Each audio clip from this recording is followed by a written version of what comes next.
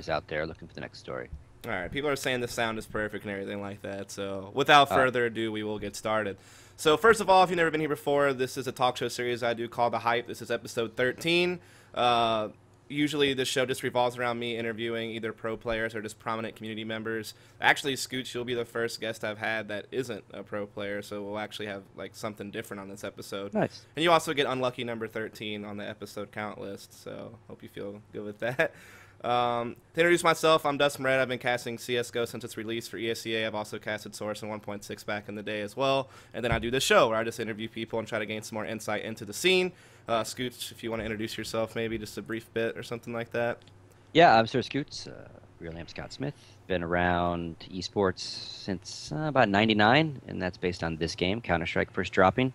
Been a gamer all my life, though, from Ataris to handhelds to arcades. Again, I'm old. I'm 47, almost 48.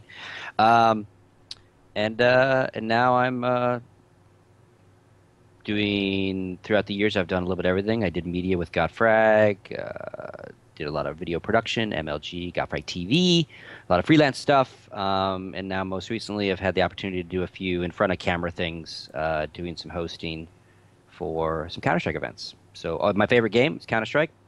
1.6 especially, but this version is got my eye now. Source never really grabbed it, so it's nice to see that this game is back. It's definitely the one that got me into esports and caring about other esports, so it's nice to see that has had a nice successful return. That's for sure. Right. So the first questions I'm going to ask are going to kind of do with a little bit of the history of SirScoots. Now, I'll preface this by saying that Scoots did, I think, a 10-hour AMA on his channel. I think that was right after DreamHack Winter, maybe right before. And so if you really want like a super deep history of SirScoots, definitely go check out his Twitch channel and check out the VODs of his AMA, because that thing was massive and full of content. I think my AMA is redder than the Red Wedding when it comes to VOD mute strikes, so probably just want to go watch interviews. I've done a bunch of interviews over the years. He's also done some written AMAs on Reddit and stuff like that. Yeah, I think my VODs are thrashed. Let's just say that. Well, I'm going to try to do a little bit of a brief history here, but I didn't want to go too deep into it because I think most people probably have seen you around before and at least know of your work with EG and Gotfrag and things like that. But we'll talk a little bit about it. So actually the first question I was going to ask you is, so way back before esports, what dreams or aspirations did you have? Like, what did you foresee yourself doing before you actually stepped into esports? I did a lot of like drama work, theater, and attended a lot of like workshops and stuff growing up, like directed senior play and that kind of stuff. So I always kind of thought, at least at that phase of my life, like, oh, it'd be kind of neat to be an actor. But I never pursued it like past high school or anything. And one thing I also did a lot of growing up, you know, I'm a short guy, I always was. It's not like I shrunk.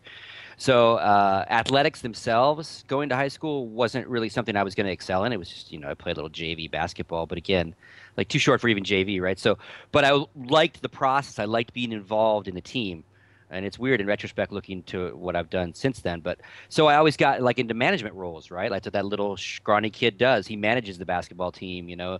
So I did a lot of that and a lot of drama in high school and plays and speeches and that kind of crap. And that led, the sports part led to a scholarship to go to UNLV as a student manager, obviously not a player, for the basketball team, which when I was going to college in the late 80s, 84, 85, 86, UNLV, running Rebels, pretty solid freaking basketball program. So it was a globally, well, nationally known team. So we traveled a lot. It was really, really cool for that experience. And I think in a weird way that led me to like player management and esports in a way too, because it is very similar, taking care of players and teams and the logistics of those things. But to answer the question quickly, the actor thing wasn't happening for me, and I got into the hotel business, hospitality industry, banquets and working hotels and stuff. And I realized that somewhere in there in the hospitality field was where I'd probably want to make a career. And I did. I was a freelance event planner, meeting logistics guy for about 15, 20 years, still do a little bit of it. Right, so that's actually like kind of leading into the next question, and I was actually going to get some people maybe some insight on some of the things that you do outside of esports. I don't know how much you want to talk about that, but I do know that, of course, like most recently you were at the World Cup, you were at the Olympics in Russia, like working with Coke, and that was really cool stuff. Like to me, I was like super intrigued. I was literally just following your Facebook feed on pictures and updates that you had, because I just thought it was so neat that you were able to go to all these crazy events that I would like dream of going to. So maybe you could like brush on that a little bit on some of that stuff. Yeah, again, it's one of the things I do outside of gaming that helps pay the bills. I don't do as much of it as I used to, and what I used to do was not always as glamorous as those style events like World Cups and Olympics. You know, it can be a sales meeting for 400 guys that sell Viagra in Dallas to train them. You know, the idea of the meeting is to train them on the next drugs they have to go sell. So it's a corporate hosted meeting, but it's not sexy, it's not glamorous. It's like get the sales force trained. You know, there's trade shows, there's all sorts of stuff in the hospitality industry that are not cool and fun events, but you do them to pay the bills. But I've been lucky enough to kind of move away from those, and the ones I do are just these big ones for Coca-Cola. And again, it's freelance event logistics taking care of their guests as they attend the World Cup or the Olympic Games. Coke's a big sponsor, so they leverage their sponsorship against a really cool customer/guest experience. These are all people that Coca-Cola hosts, and all the sponsors do this. They bring their top clients, right? And they host them, say, hey, thanks for your business. Have a good time with us at the Olympics for a couple days. Wine and dine them, all that. So I'm part of the crew that takes care of the logistics behind that, for lack of a better word, that schmooze, right? That vacation for those clients. Right. So actually, I was curious because this brings up Coke, and obviously Coke has kind of stepped into esports with League of Legends and things Yeah. like that. Are you in the ears of this No, esports division at no. all? Not at all. I've over the years I've always chatted with my bosses about like, what do you do when you're not doing this? You know, that question always comes up because a lot of my friends that do the event, that's what they do year round, right? They travel Right. from event to event, whether it's Coke or different. So they're in the scene still, but I really dip in and dip out because of esports now and the opportunity I have on this side of stuff. So I always explain, well, this is what I do. This is that, this is the other thing. And I told this story a couple times. One of the old bosses that I used to work for at Coca-Cola, his son, this kid is huge into the fighting scene in the sense of knows all the players, knows the scene, Right. but he also watches other games, right? And I was telling this guy Scott, the boss, he's since moved on. You know, this is what I do. You know, Sabine and these guys all travel around. I'm going to head somewhere next week to do a gaming tournament. He's like, what the hell are you talking about? That's when I was with EG. So I explained it all to him, and he's like, you know, my son would absolutely, I think, know what you're talking about. I go, what does he play? Do you know? Like, what is he into? And he's like, oh, he's big into fighting games. I go, just text him. We were in South Africa, actually, at the World Cup. I'm like, just text him. Ask him if he knows who Justin Wong is. And if he knows who Justin Wong is, he probably has at least heard of me because Justin at that point had already played for us, Right. was playing for us, etc. And if he's that into the scene, he knows EG, he might know my name. So he does text him. And sure enough, this phone blows up. He's like, because his dad's like, I'm with someone who knows Justin Wong. I guess he's with Evil. Like, I think he mistyped Evil Geniuses or whatever. And he's like, are you with fucking SirScoots? Is what he says to his dad, right? He turns to me and he goes, and I'm not known as necessarily SirScoots. Yeah, right. And Scoots is a nickname that I use everywhere because of Scott, right? But so he looks at me and he's like, are you SirScoots? And he starts giggling. And I go, yep. And he's like, my son is losing his mind right now. You know, so we chatted about stuff, and then but nothing to do with what they're doing with League of Legends. Although the cool part about it is the same department that handles all these other sports-related things that Coca-Cola spends money on, whether it's racing or FIFA or Olympics. The guy and the crew that runs their esports is out of that same division. They put it in the same place in their marketing dollars and how they, you know, in the sense of Right. where it lives in Atlanta, right, where Coke is from. That's really, it's not like down some like far vertical like gaming, like, so the money isn't the same, but it sits kind of with the same people that worry about the FIFA contract and the IOC contracts and all the other stuff they do in sports. That's actually really encouraging. And I got a long answer to that. I don't have anything to do with that. I haven't met the guy who is the esports guy at Coke, but again, I know a lot of his coworkers. And it's really cool to see because Coke has been involved in regional spends. Like Coke has done stuff in China for like a long time, but those are like regional marketing spends, right? Not Coca-Cola Global or Coca-Cola North America carrying. So it's kind of neat to see Atlanta care, which is, you know, North America's budget, as well as keeps an eye on the rest of the world stuff. Right. Well, hopefully we'll see more of that. So now, as we transition into the talk of actual esports now, How old did you actually get started in esports? If you kind of want to briefly go over that. Well, I think first and foremost, I think at its core, esports is people competitively playing video games against each other, right? So we've all been involved in esports. Like growing up, me and my brother go to the arcade, play pinball, take turns, trash talk each other. So we were competing, right? People do on their couch, all those things. So to me, video gaming has always been competitive. Yes, I played single player games, but I got the most fun playing Atari basketball against my older brother and beating him with the square fucking basketball, right? And screaming at it, and all those kind of things, right? So the one that hooked me in the sense of, wow, this is like a real deal would be Counter-Strike. And maybe slightly before that, Quake and TF in the sense of watching scenes. Right. But really playing Counter-Strike and like talking in the sense of like strats and teams and realizing that there were leagues and it was much like people playing softball every Tuesday. These kids were gathering in servers every Tuesday to play in a league. That really intrigued me. And so I got sucked into a team like days after the beta dropped, UGP. I met a couple good real life friends that lived in California. These kids, Diesel Boy and Skits, and they were playing in a server together, and they were literally dominating.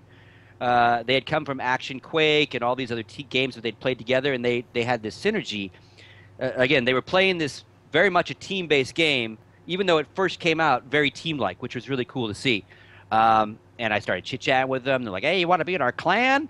And I'm like, well, yeah, what the hell does that mean? You know, I'm an older guy. Clan to me is kind of racist, right? Almost in a weird way. So, like, clan, what do you mean clan? And he's like, well, and again, they knew I was older, so they explained it to me like that. Like, you know, you have a bowling league or a softball league or something where you and your buddies get together once or twice a week and you play against other people. I'm like, oh, fuck, that sounds cool as shit. And started playing with UGP. Eventually, the brand grew in the sense of better players to play, so I ended up sitting, kind of helping run it. Never a big team in the sense of lots of sponsorship dollars or any fame or fortune. We went to a bunch of CPLs back in the day, saved our own money, went to see and play against the best in the world. Got our ass kicked a lot. We did actually win money at a CPL a couple times, so I guess we were on the payroll a couple times. Not very much. I think it was $1,200 when they used to pay down to like 32nd place. But this game sucked me. And then obviously you start paying attention to the scene, and you see the skill level is vastly bigger than your own. And to me, that's a good esport when anyone can kind of play it, try it, maybe have fun with it. But really, watching the guys on stages, you go, holy shit. Some games have a bigger holy shit gap, right? If that makes sense. And I think Counter-Strike has a huge one. Especially back then, and I got sucked in. And then, you know, a lot more leagues started popping up, events, got Gotfrags, the Cows, the Domain of Games, Rumble in the Desert. So then you've got a lot of places to play and a lot of places to watch. And it, again, it just sucked me right in. I loved the idea that it was very sports-like. And again, not talking about athleticism. That's a big esports debate. But the way it was played, the way these guys were training, how they were getting paid, very sports-like. And the events, very sports-like. And again, I then obviously started watching other esports. I'm a big fan of Quake and a bunch of other esports. But Counter-Strike is definitely the one for me. Again, that's why it's so cool that it's had this revival. Because no one 3 years ago, 4 years ago would have ever thought that we would really be, you know, giving away $250,000 on this game again. Right. It's cool. So how did you transition from that to actually getting into like the media side with, you know, Gotfrag and things of that nature? Was going to CPLs with UGP, and I've always been a really outspoken guy, so it wasn't like I'm a lurker. So I was all over the websites that were covering it, Gotfrag, etc., as a poster, as a forum troll, which led me eventually to meeting a bunch of the Gotfrag guys at a couple CPLs and realizing they weren't a bunch of kids, that they actually were adults and had a business behind the idea of starting coverage for the game, right? Because who would know that it could turn into a real business? But they wanted to kind of approach it that way, and so they said, "Hey, instead of always being on our site bitching, do you want to come, you know, work for us? You know, we want to do more events and blah blah blah blah blah." And I had already started to do a little bit of media work, believe it or not, with Alex Garfield. Alex Garfield was like a media review guy, free volunteer position for him. And so he would people were making frag movies and shit, and Gotfrag had a library, and he would take those and get a couple reviews of them and post them up and stuff, kind of a little very early media department. And he asked me one day, he's like, hey, you want to watch a couple movies and tell me what you think? And I'm like, yeah, sure, I don't give a shit, Alex. No, I've known Alex a really long time. And so I started doing that, and I was in like some of their private channels, which led to the guys like Midway and Lee and Kuhn and all these characters that owned Gotfrag were like, "What the fuck is Scoots doing in our channel? Why is he back here?" You know, and I was like, "Hey, man, I'm doing some stuff here, man." Which led to them going, "Well, that's kind of a waste that you're just, you're an adult, just sitting there doing some movie stuff. Do you want to talk to us about maybe really being involved in Gotfrag?" Which I did talk to them, and led to big things and ownership of the company or partial, chunk of the company a little bit. Alchemist and I and crew being able to do Gotfrag TV was our coolest thing about Gotfrag. We were able to kind of look at what DJ Wheat was doing at ITG and what Hunter and those guys were doing at TSN, because we had worked around them a lot because we were doing a lot of site coverage. They were starting to do audio stream, then video stream of the game. And again, our thought at Gotfrag was we're kind of an ESPN here, the way we're covering this, Right. And again, much like HalfLifeTV.org does now, and before wikis existed and all that, we were, again, like we were on everything. Not necessarily making a whole lot of money, probably in the sense of page views, etc. No video back then that was kind of worth the kind of money it is now, but we were grinding away at it, trying to do sales and ad sales and promo events and everything. Anyway, but we looked at the video side of it, went, this is cool what they're doing, but we should be doing it. I mean, why would we just stay a print organization, and why should they just do video? So we were able to fire up Gotfrag TV and kind of really, I think, set a new bar with how Counter-Strike was broadcast. No offense to the guys that were doing it before. They were doing a lot of multi-game stuff, so they had to be good at everything, and I think we were great at Counter-Strike. Because that was the only thing we really cared about for a long time. So, and we had stats that fed in. We had tools from Gotfrag, the website, that made what we were able to do production-wise kind of better than everybody else too at the time. So that's how I got to the media side of it. We eventually become a very favorable property, get bought by MLG. MLG keeps us rocking for a good 18 months or so. We expanded our studio in Phoenix, started doing some other games, but still doing Counter-Strike. That was kind of cool. But then eventually the ownership shifts back of MLG, and priority shifts back to not acquisitions of properties, but kind of their core, their events, their games. Bromberg leaves as CEO. Sonny and Mike Sepso take back over their company, and they kind of start closing shop on a lot of things they bought. MLG went through a phase where they bought a lot of websites. They bought MMO Champions. MMO Champions, yeah. They bought us. They were revamping game battles. He wanted to build a big portfolio of this is all the stuff in video gaming we own. Someone buy us, right? And no one bought them. So then they pared us back down, rightfully so. Last to come in, first to go, which sucked. So we all got kicked back out to the freelance world. Alchemist, unfortunately, went back to the real world, to St. Louis. Jesuit left. We lost a lot of good guys. Midway had left before then. I don't really go anywhere. I just start talking again. DJ Wheat starts a show called Live on 3. This is a little AMA, sorry. No, you're good. Wheat starts a show called Live on 3. He's doing this like weekly talk his opinion about esports and events, good and bad, etc. Slasher joins it. I'm sitting there doing nothing. I'm waiting out a non-compete from MLG. I'm like, well, fuck, this show. Show A is a Counter-Strike term. They're not talking about Counter-Strike, and there's not 3 of them. None of this makes sense. So I hit up Wheat, and it's like 10 shows, and I'm like, Marcus, can I join your show? And he's like, yeah, please join my show.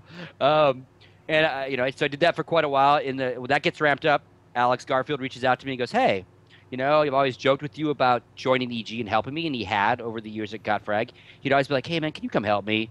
And I mean, no, I'll look at your PowerPoint presentations, but I'm not going to come work for you. Like, why would I leave ESPN to go work for the Montreal Expos, right? Because even back then, he was behind 3D and complexity. He was not the brand he is now. And I was part of Gotfrag, which was very big at the time. We had real salaries, all these things going well for us. So I was always like, gave him shit like, Alex, no, man, why would I do that? Well, now the roles reverse, right? And by the time I leave MLG, CGS has come and gone. EG has become if not the dominant brand in North America. And he's got a good global thing going in the sense of his recognition. Like he's become the old 3D complexity. He is the brand over here. He's gotten all their sponsors. He's got a good payroll. He's got good divisions. And then he knocks on my door and he's like, well, now can you? And I'm like, well, let me reach out to MLG. And MLG was really cool about it because I was basically in a non-compete. I really couldn't do anything for a while. Again, I signed away. I said, can I, I asked Lee, who's still at the company, hey, bro, can I be on Live on 3? He's like, sure. So that way it got waived. And I'm like, hey, can I join? Can I run a team? And none of those really directly competed with MLG's core values anyway. If I would have wanted to go work for a league that was throwing 7 events a year, they might have made me sit on my non-compete. So, but they were really cool. Like, no, man, that doesn't hurt. Do it, do it, do it. That was really cool of MLG. Knock on them for that. So I joined Alex. We're still at that point. We are heavy Counter-Strike. That's like at the heyday of 1.6, if not maybe a little earlier for us as a team. We did some better recruiting. We paid more money. We brought Tommy over, Lurpus, who I'm sure we're going to talk about later tonight. He became our strat leader because the only way to be successful in that game is to travel and win in Europe. And what better way to kind of formulate that is to have actually a European strat caller, at least in your pocket, and see what he can do with North American talent. So that's why we brought Tommy over. Obviously, EG blows up with StarCraft 2 and other games. We get, like I said, we talk about Justin Wong. We start fighting games. We grow. I'll speed this up. About 2-3 years into EG, the culture of being a public face of that company in particular, and let alone all esports, gets really kind of toxic in some regards, especially in StarCraft. And I'm a really, really outspoken guy, and I want to be a really, really outspoken guy. I like calling people on their bullshit. Whether I always do it in the proper methods or tone, I don't know. But I've always done that, right? In real life and in this little world of esports. And I was losing my voice. Simple as that. Between all I was doing with EG and even on Live on 3, I was very nervous to say certain things. And again, I don't drop homophobic slurs or racist slurs. I wasn't worried about that stuff.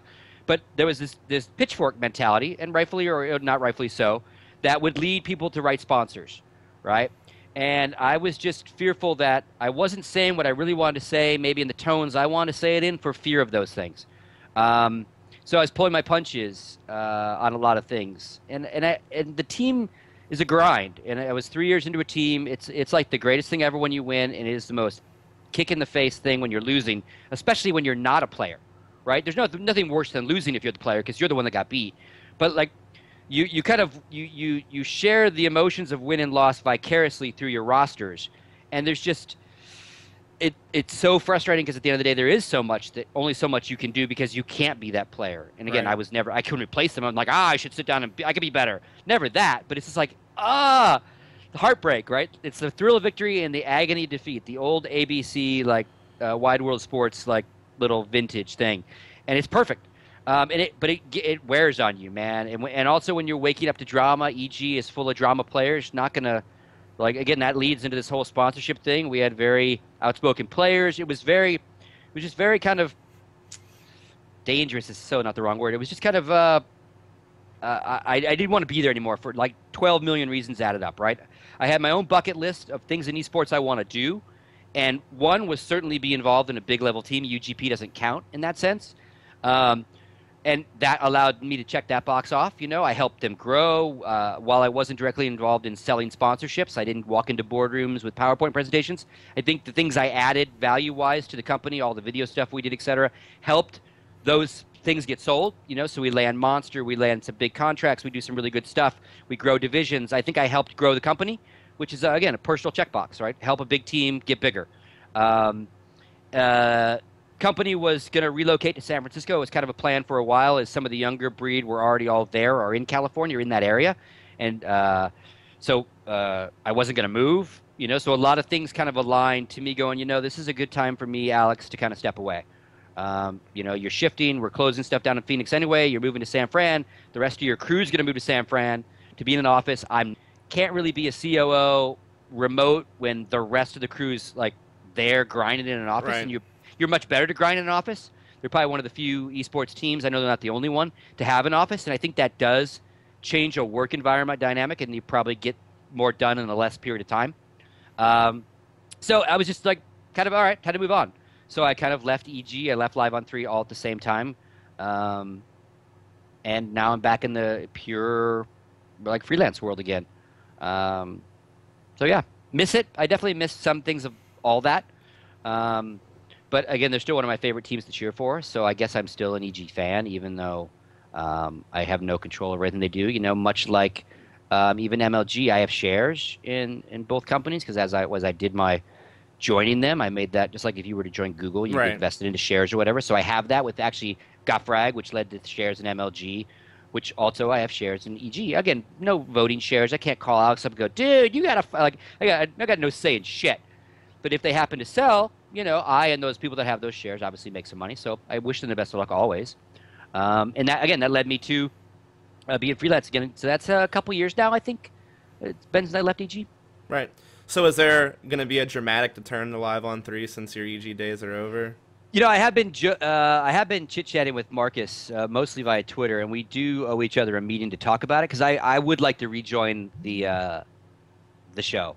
I know he's thinking about moving the days and stuff, and I don't know if their heart's still in the show. The show's been going on for a long time, but I would like to rejoin it. I just need to talk to him about some things. One of the reasons that I didn't mention before that I left the show. The show started as three old guys of esports who had seen good shit come and go, like more a podcast of opinions about shit. So a topic would come up and we'd rant about it. Right.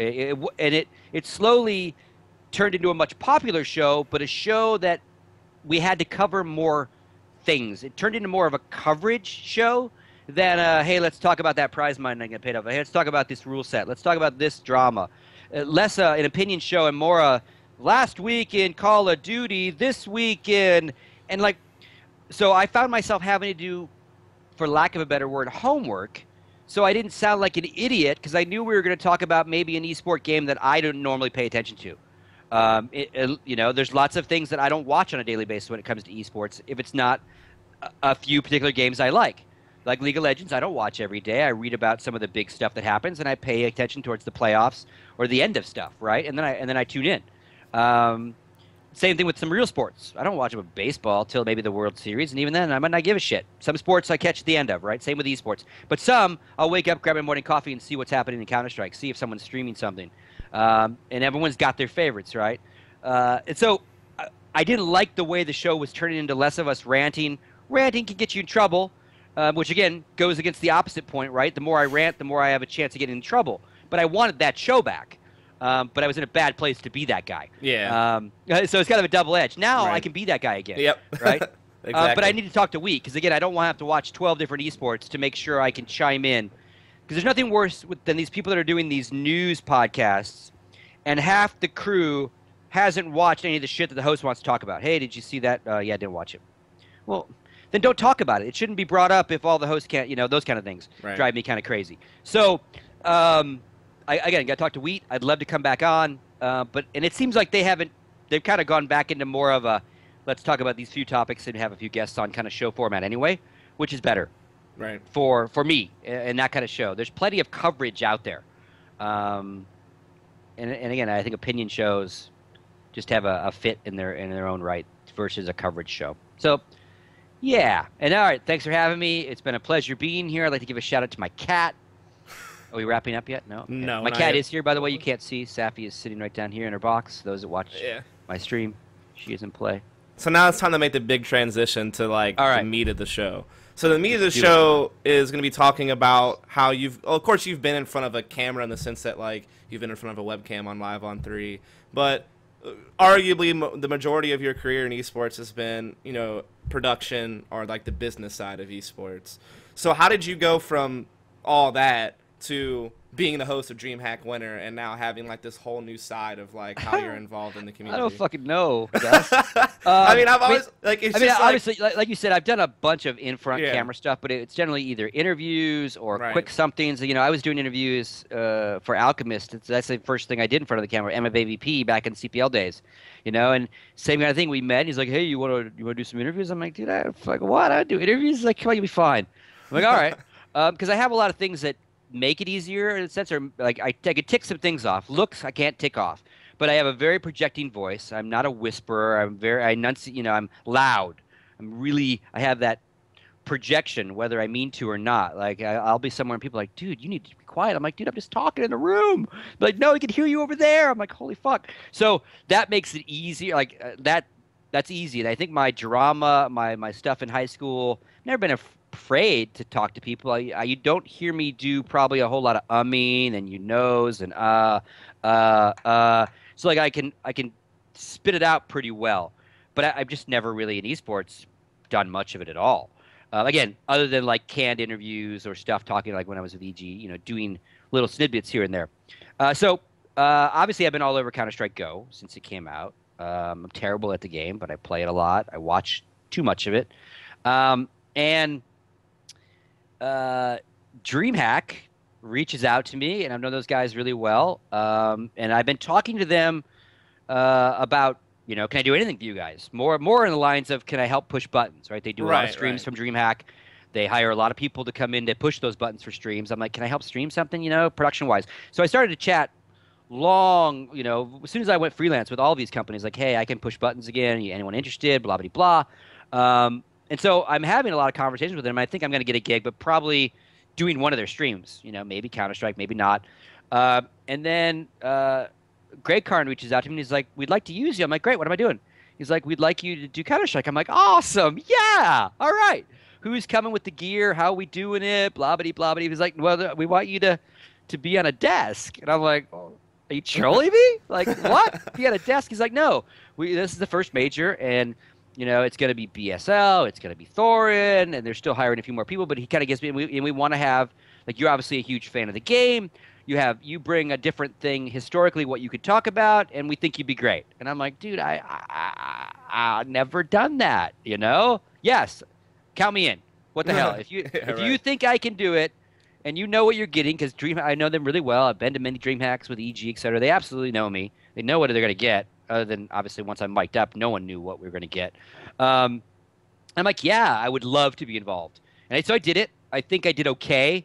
I rambled on about far too many insignificant points as they related to probably really what the fans wanted to hear, And in retrospect, it should have maybe been reversed. I should have been the host, and all of us even talked about it afterwards. And BSL should have been that expert, because then you've got an old player expert, you've got Thorin expert, and then you've got me that can certainly probably host better than I can wax expert, right? My expert shit is what I used to say to teams when I stood behind them, what I noticed. Like, it's a different kind of analytical feedback than if you're a player or if you're a guy like Thorin who's a walking encyclopedia.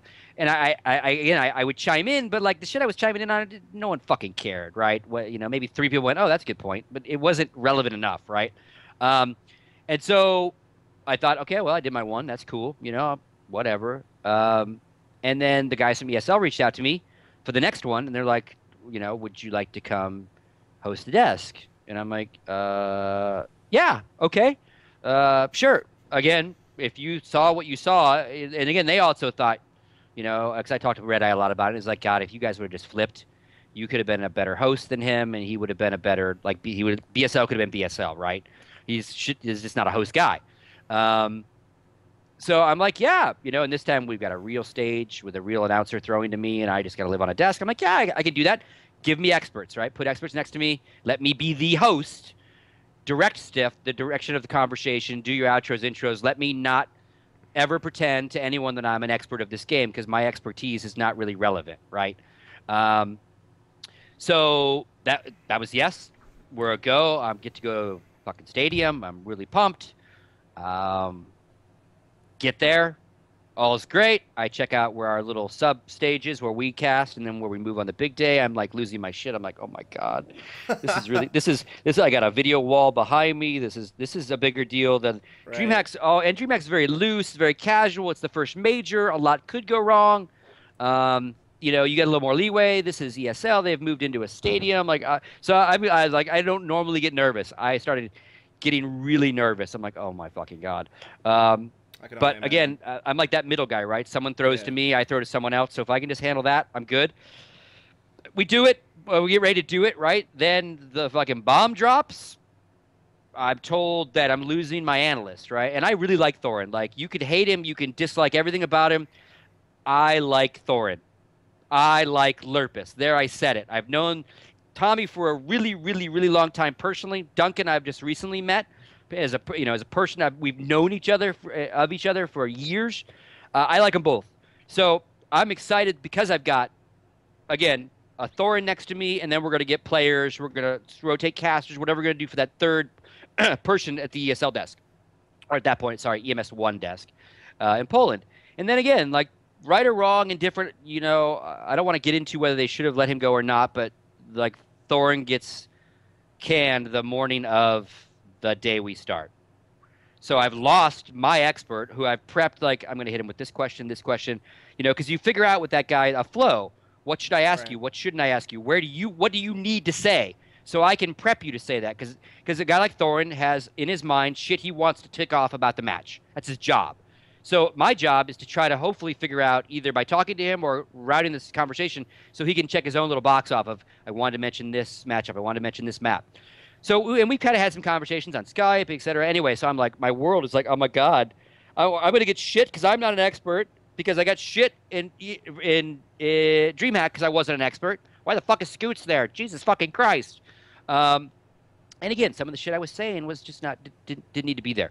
But now my gun has been unloaded, right? I'm like, oh man, and I did all I could to say, can you please not? Can you punish in some other way? Can you apologize? Are you really going to fire the lead analyst? And they decided as a company, yeah, they were.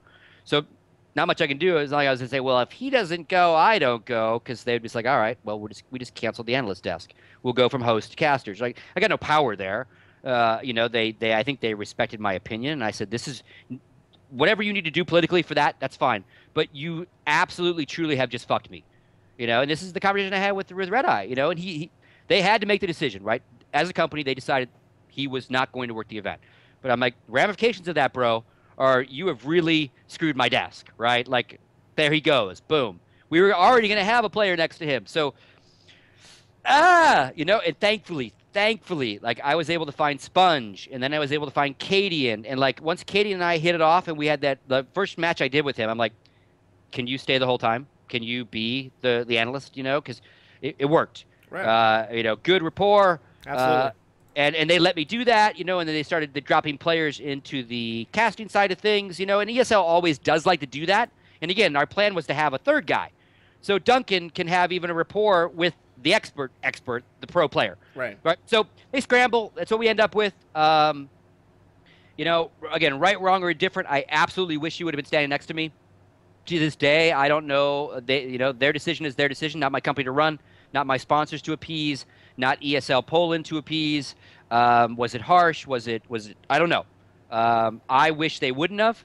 I think it probably would have survived the event if he would have cast it. Maybe he needed to apologize. Maybe he didn't. Anyway, I don't know. Water under a bridge.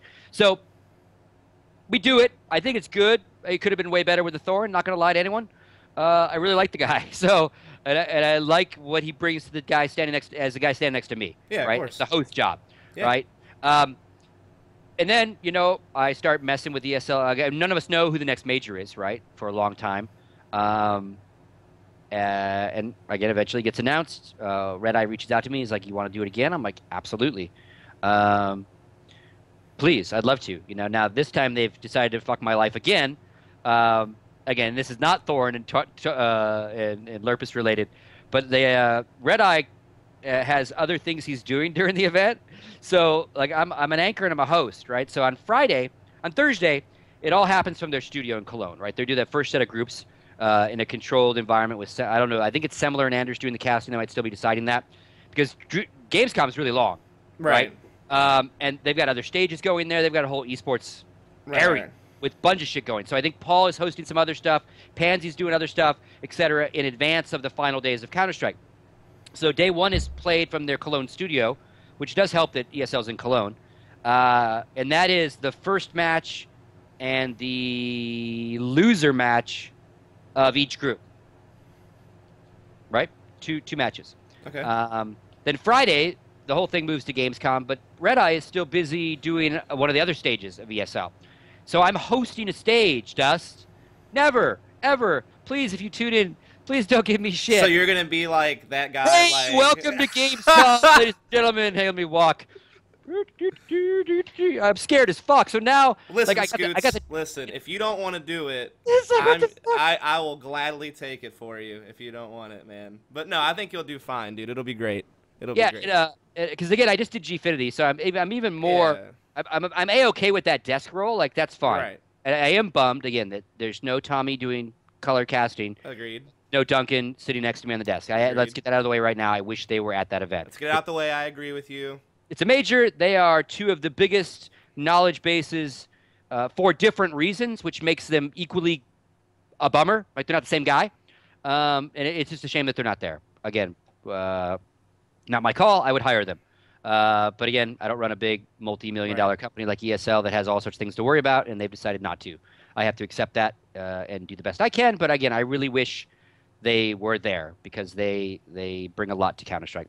Um, so yeah, so I get to host that day, and then Saturday, Sunday, I'll do the normal thing. I'll sit at an analyst desk with people next to me and do kind of that normal thing and throw to casters, etc. And Paul will take over the big stage for Saturday and Sunday. Thank fucking God. But that's like being a shitty indie band, right? Kid, you're gonna get your shot at Gamescom, and tomorrow the world legendary Red Eye takes that same stage. You'll be fine. At least I don't do the morning. He comes out in the afternoon to like really show me up. Cause say what you want about Red Eye, like he's a damn fucking good host. He's good at Like, everything, tough man. excuse to fucking fill. So we'll see, you know. So I'll be doing player introductions, a few questions on stage, you know, that kind of stuff, and then throwing to the Right. caster. No desk on Friday for the analysts. Cool. As far as I know, this all could change, you know, as they tweak shit and get loaded in, but I think that's the plan. Stage Friday, Saturday, Sunday in the sense of Counter-Strike at Gamescom, and then full host analyst desk Saturday, Sunday for the rest of the 2 days. So I'm still going, fly tomorrow. Again, I don't work till I host that stage on Friday, so it's kind of cool. So Thursday, I'm just going to go nerd out at their porn studio because they've got all the cool toys in their studio, and then watch these first matches. And again, like I would never have just envisioned myself to be an on-camera guy for any game, let alone this game. Again, I've just always naturally fallen behind the camera. I don't have a huge presence. I'm a short little fat guy. So it's not something I ever would have, like, I'm going to be a caster. I'm going to be a host. Like, this just kind of fell in my lap. Right. I like doing it. I think now that I've done some really well-oiled productions with DreamHack and ESL, and no bones about it, Gfinity 3 was really rough in my ear, really rough to have to host that desk, a lot of production issues. Doing the front of camera work, as long as you're fairly confident and like you're decent at it, is far easier than having to be the guy in charge of the buttons behind the screen and everything that can go wrong back there. So in some regards, it's easier. Although I've never got nervous really behind the stage. I will be nervous as fuck Friday morning, like again at a desk when it's just a camera. Like the rest kind of goes away. Like Sunday in Poland, like I looked up and that audience was like. Oh, what am I fucking doing? I'm not DJ Wheat. I can't do this shit. Oh man. So we'll see. Like if Gamescom is packed with thousands of people in front of me, I'm gonna be a nervous Nelly. There's no doubt about it, right? Imagine everyone naked. They say I don't know. So we'll see. As long as I don't fuck up any name introductions and get the teams right, and I can get through a basic couple questions, I think I'll survive Friday. I think you'll survive. I think you'll do fine. We'll see. Trust me. I wish you the best on that, man, and I'm glad you're getting to do this stuff because it seems like you're really excited about it and really enjoying it, and you're living the caster's dream right now, man. So yeah, that kind of sucks, right? Because there's people better at me than all of this that you know probably are not getting the gigs. So like, yes, I'm blessed to be able to do them, but like even I know. Like, God, that guy should be there. That guy should be. I shouldn't. This guy should be hosting. This is okay. And I've said it to everyone at ESL. I'm like, what? Are you like? I'm not like. I like trying to talk myself out of a job. I'm like, serious, really expensive plane ticket, long way to go. Like me hosting, really. you're a better person than me because I would have just took it instantly. There would have been no doubt about it. Yeah. Been Well, like, yep, cool. if anything, I can always go. I told you I would suck, man. Like I didn't even lie to you, man. Like Fair enough. I'm a real of me doing this. So at least it's like it's the game I love at least. So like my passion comes forward. Like I get to watch amazing Counter-Strike and then talk about it. So it's not like they're like, well, we'd like you to host the Evolve stage, right? It's absolutely like at least I'm comfortable with the source material. But again, we'll just see how I do. I hope I don't fall down on the stairs. You know, I hope I'm just nervous. Like there's no doubt about it. Once I get to the desk on Saturday, again, I wish I had Thor next to me. Absolutely. Richard and I have a good rapport. We had a really good time at Gfinity 3 as well. He brings good insight to the table, but it's different insight. Right. That's why having them both would be great. So. Right. You know, depending on what pros we get, the advantage of their system is by the time we get to a full analyst desk, half the teams are out. Right, exactly. So, you know, we'll be able to get them. Right. That's But why it's I just think there's been maybe a bit of an overreaction from the people not realizing that you're still gonna get really great analysis from these pro players like we've gotten in the past. So, it's just again, these guys are pundits of our game. right. They are huge voices in Hmm. Counter Strike, and they're not at a major, right? No, I And mean I agree with you. I think they should be there as well. But what I'm saying is I think we still will get some yeah, great content. yeah, again, they will bring again. Duncan brings a lot of unique stuff that even a pro player will ask him different shit, which is what we should. He brings a different mindset. Like Tommy and a pro would be that similar mindset, right? Just because of in-game and Right. out-game experience. Although Tommy's 1.6, so much of it does translate over. Uh, again, it's unfortunate. It is what it Right. is. Um, I think we'll have amazing Counter Strike again. Again, that's what saved Gfinity for me was production issues were bad and inconsistent, inconsistent in their consistency. Like one minute everything was fine, then all of a sudden like everything went south. But we had great Counter Strike, and we're absolutely going to have it again. I mean, these groups, it's a GSL system, so little mini double elimination tournaments, 4 of them. Uh, Obviously, a lot more money on the line. All sorts of cool stuff for the fans with the stickers, the Pick'em Challenge, um, Fantasy. That's awesome. fantasy. Oh, Yep. I'm super into that. So, yeah, I'm really excited for it. Again, very nervous for my own abilities, but really excited for, again, some more world-class Counter-Strike. We're getting a lot of it these days, Absolutely. which is So let's kind of preview Cologne now. That's what we're gonna do sure. to end the show before I maybe do some like viewer Q&A. And this might take a little bit, but that's okay. Hopefully. Fine. So we are gonna start with G3, but we're not gonna talk about the production stuff. Okay. That's already been done on Live on 3, episode 199, I think it was. I watched it. Yep. So if you want to hear Scoots' spiel about production and all that crap from G3, go look at that VOD from Live on 3. I'm not gonna do it again. But I do want to talk about the matches, and I do want to talk about maybe some of the storylines that we can expect to play out once we get to Cologne. Okay. So the first storyline I want to start with and get your opinion on, we can kind of have a discussion about it, is NiP in trouble? Because I think they're starting to get in a dangerous situation right now. I mean, obviously, ESEA LAN Season 16 was the first time they had placed outside top 4 ever in their entire careers. Yeah. And then with the G3, they didn't. Their fate wasn't even in their own hands when it came to group play because of a poor performance in the group play there. There was definitely a risk that they weren't even going to make it out of groups after suffering losses to NIP and Fnatic and even struggling against some of the other teams in the group as well. Then they come out of group play, though, still, but they immediately get eliminated there by Dignitas, once again placing outside the top 4 for the second event in a row. Should we be concerned that NiP is starting to kind of lose their glamour? I mean, I don't know how else to phrase it. Well, I think it's a couple issues, and it happens a lot. Like the team is dominant for a while, and they slowly get figured out, and then they slowly start not being as unbeatable. Titan went through the same thing before NiP did, right? And it's not just a matter of getting figured out, but like you stop maybe progressing your own game, and you kind of sit on what you've been winning with. And they were, there's lots of reasons. I think, they went on a long vacation. I don't think they cared too much about coming to the States in the first place. Maybe they treated that like a first part of their vacation. Right. They certainly didn't show anything too exciting at Gfinity. Like you said, they almost, if the rules would have been as the players actually bitched and wanted about when it was too late, in the sense of how they broke ties, I believe they wouldn't have made it out of the group. So, they got kind of lucky there with the way the rules were done, with the rounds versus head-to-heads and et cetera. I don't know if it's a matter of like a roster change or a matter of just screwing the head back on, right?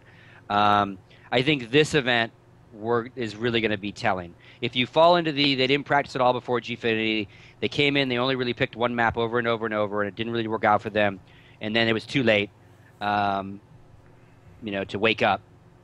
I don't know if they're in trouble yet. If they bridesmaid this one again, because again they've never won a major, but they've been second place both 2 times. Right.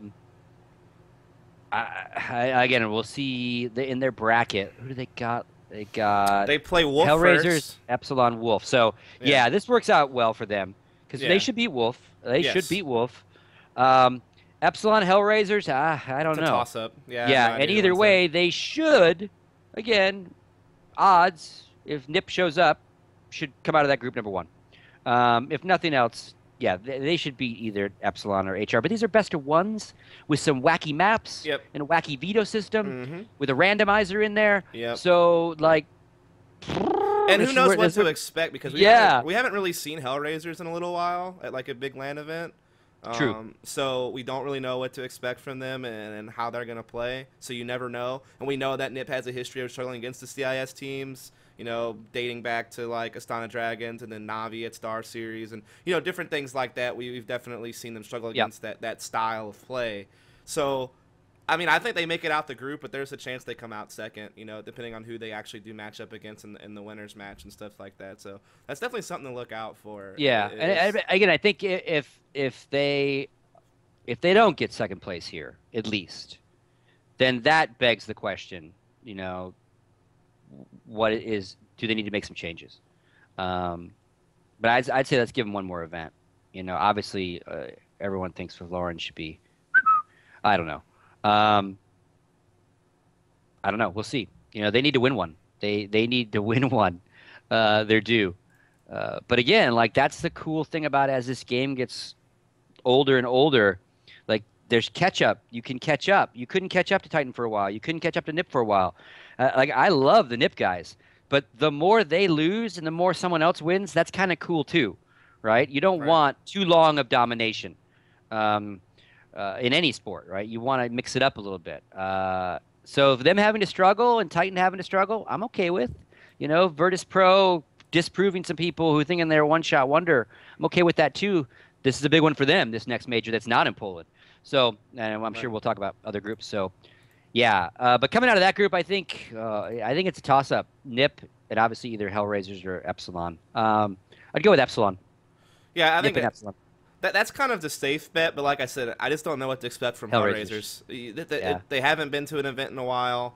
And again, if Overpass or Cobblestone end up in one of these weird random rotators because one of them decides to ban out Nuke or something instead, or Cash because they've never played it, like who knows? Like, heck, Team Sad might be able to beat Nip on Overpass if they've never ever seen the map. Now you've got to think that they've all done a little bit of homework on these maps, even though Yeah, of some have said course. they have and they haven't.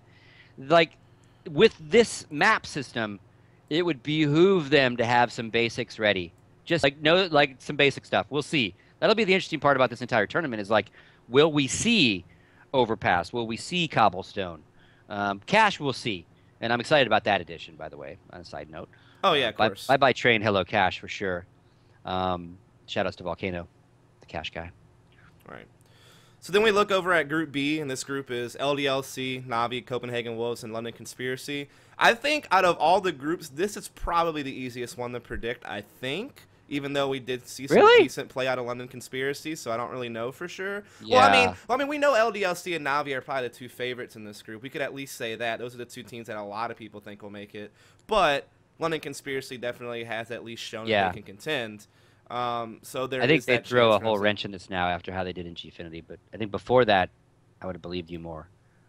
But man, and if they show up this time with actual jerseys instead of their own T-shirts, like this could be amazing for London Conspiracy. Yeah, I mean, they had a decent group play, but at the end of the day, I mean, they had a close one against Virtus Pro on Inferno, and then they got smashed on Cash and Nuke by Virtus Pro. So Yep. it's hard to say, really. I personally think that LDLC and Navi are the two favorites to make it out this group. It's just dependent upon who's going to take first, who's going to take second. Of course, LDLC wasn't at G3, Yep. but in the previous... And nor was Navi. So Right. But we did see, you know, LDLC has played really well recently. So I think that they definitely are still a very strong team to look out for. And then I think Navi, I mean, yeah, I guess they kind of struggled a bit at ESEA LAN, but obviously they didn't have their fifth. They didn't have Edward. Yeah. That's obviously a huge factor in that. But otherwise, they do pretty well. But this actually transitions decently to like how I want to go into Group C because iBuyPower is one of the members of Group C, and so this is going to be a transition simply because of Caseking 4. I don't know if you watched that. Yep, I did. So, but we'll start with G3 with iBuyPower first, and then we'll come up to Caseking, and that relates to Navi. So at G3, obviously, iBuyPower made it out of group play. It wasn't the cleanest out of group play. I mean, they tied Infused, they tied Fnatic. I think there was some drama regarding the tie with Fnatic where they should have won, but there was server issue. I have no idea. Yep. Whatever. They tied those two matches. You know, in reality, iBuyPower shouldn't be tying Infused. That should have been a win for them. So they have no one to blame but themselves for not taking care of business against Infused. And then they come out of the groups. They beat NIP. That was another big thing, obviously. You know, that's pretty huge for them to get that win there. But once they make it out of the group play, you know, they go up against Titan. This is a team that Dazed and company have a rich history of playing against, and Source and Go. Yeah. Recently, they got the better of them. But prior to this event, I should say, you know, of course, the ESEA LAN where they beat them in 2 best-of-3s to win the tournament. That was season 15. And then in the past, they've played in the ESEA LANs and won as well. And Titan's been kind of in a slump, right? We've kind of talked about that too. And so everything was looking like, hey, iBuyPower might have a decent chance to advance here. But no, actually, it was in fact Titan who was able to come up with the victory there. Of course, they weren't like super one-sided games in favor of Titan. I mean, it was 16-14 on Dust 2. It's a pretty close game. Yeah. And Inferno, even iBuyPower, had moments where they looked like they might be able to take it, but then Titan just kind of blew them away in the end. But either way, how does this look for iBuyPower? How does this look for Titan coming out of the G3 like that? I would. Well, the question is, what Fnatic's going to show up, right? You know, now that Devil Walk has had even a little bit more time with the team.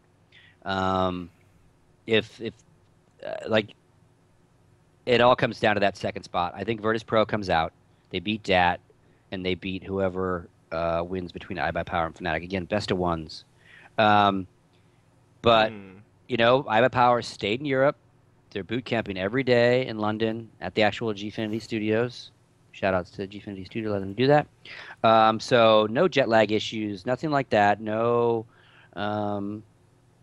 No, also, a lot of the players, and this is just like a standard thing, when you have a tournament that takes all day, there's a whole lot of get hyped, play, wait 3 hours, get hyped, play, wait 3 hours. And eventually that can drain you, right? And it's part of the job, is getting hyped up. And I just know at the end of iBuyPower's run, they were on fucking fumes, right?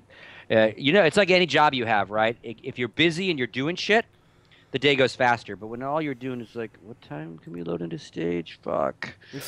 it just, like, it's hard to hype you back up, and they couldn't hype back up enough, I think. And that, again, some of the, like, losing ecos and shit like that is like, that shit shouldn't happen. This time fully rested, fully boot camped as well, which I think, again, will make a world of difference. You know, Cloud9 is doing the same thing in Berlin right now, but iBuyPower's got them by about a week, I think, of boot camp. So I think, again, they can beat Fnatic. Again, it definitely come down to that map. So we could see a Virtus Pro iBuyPower for that winners match.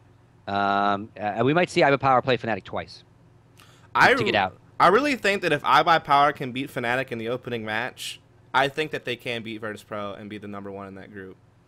Man, I understand where you're coming from. I can't drape myself in that flag, man. Can't do it. Here's why. Now, before we go there, though, we have to give credit to Dat.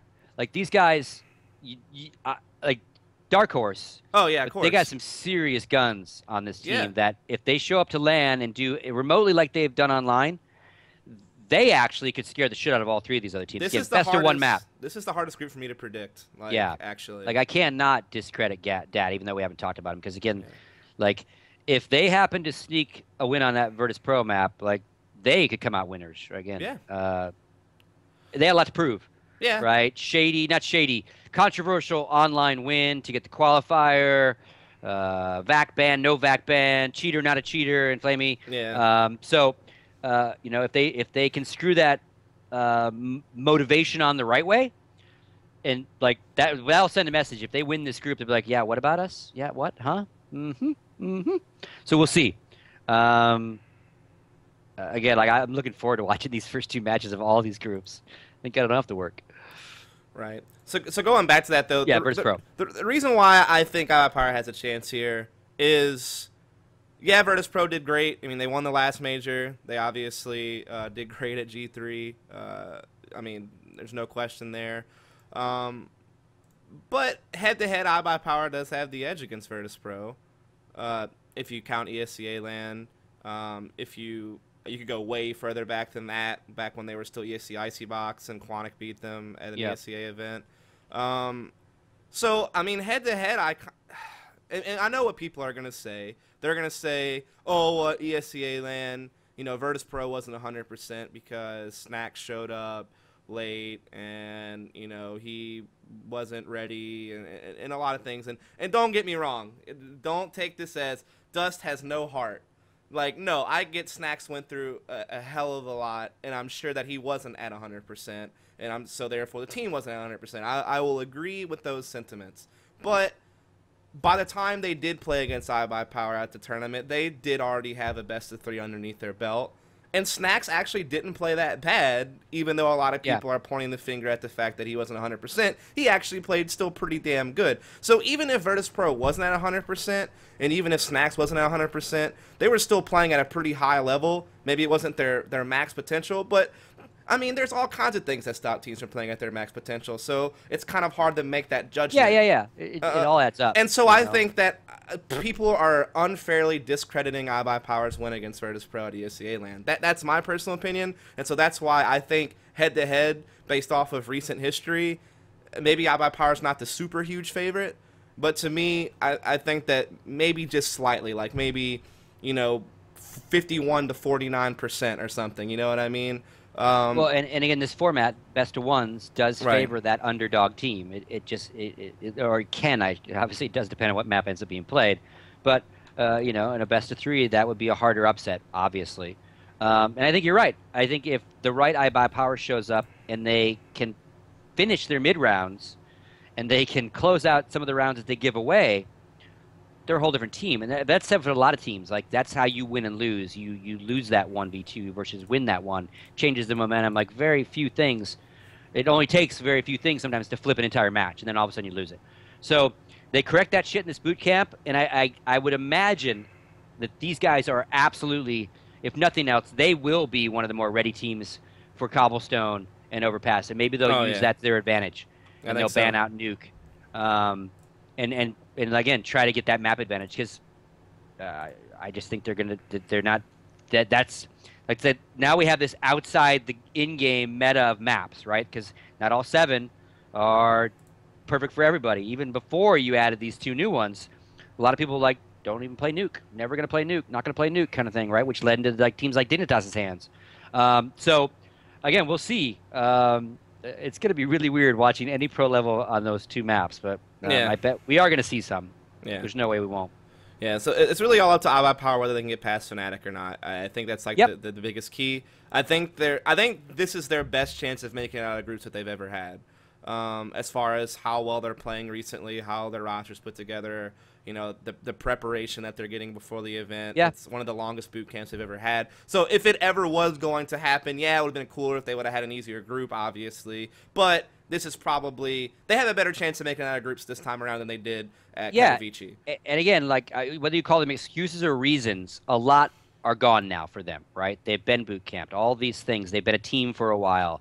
You know, their manager travels with them. Like, this is setting themselves up for a really well played tournament, right? They're not all those things that you can kind of go, well, yeah, but like whatever, everyone has to deal with it, go away, right? So now the team needs to show up and like just play some serious Counter-Strike, and we'll see. Again, I think they're going to play Fnatic twice. Yeah. Unless again Dat shows up and upsets Virtus Pro, which again you just never know on the maps. It's so weird. This is literally the hardest group for me to predict. I have no idea who comes out of this and where they come out.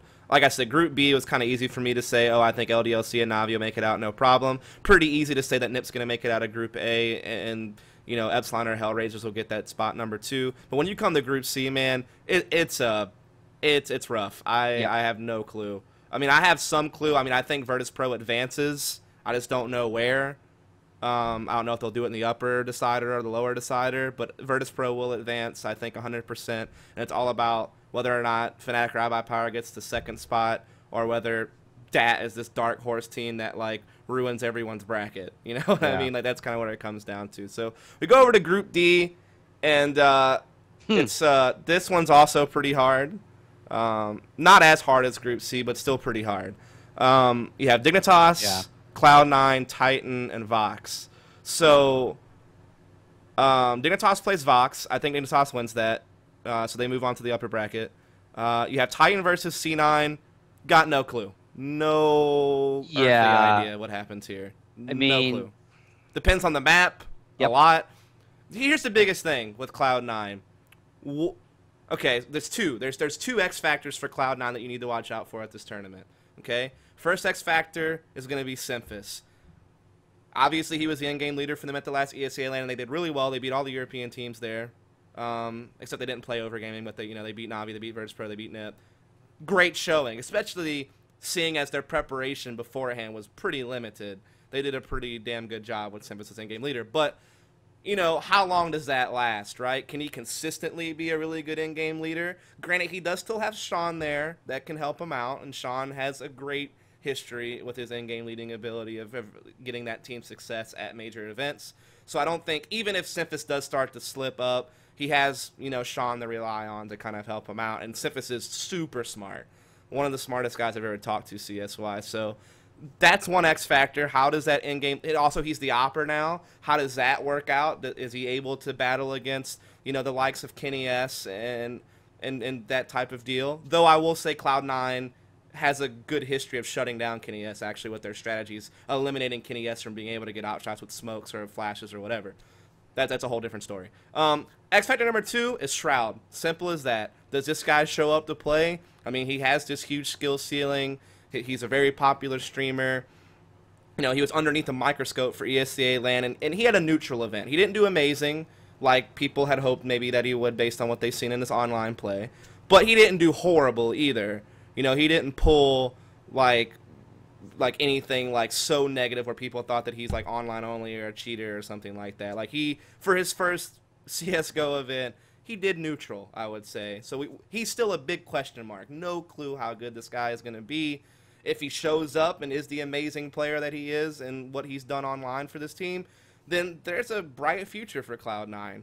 But if he showed to this event and he's dropping, 50, 60 ADR, average damage per round, and he's not fragging well, Cloud9 is going to suffer a lot from that. So that's the two X factors for me. What do you think? Yeah, I agree with a lot of that. It's kind of the first time we're seeing Cloud9, obviously, as Cloud9. Congratulations, team, for the new sponsor. But also with Shroud at a LAN tournament. So in some regards, like, they have less pressure than their other North American counterpart because they are a new roster. Certainly they don't want to do well by their new sponsor. But, like, Shroud is that unknown, right? No one, so I think less is expected of C9 as a team. Even though it has the likes of Simphis, Nothing, all these characters. I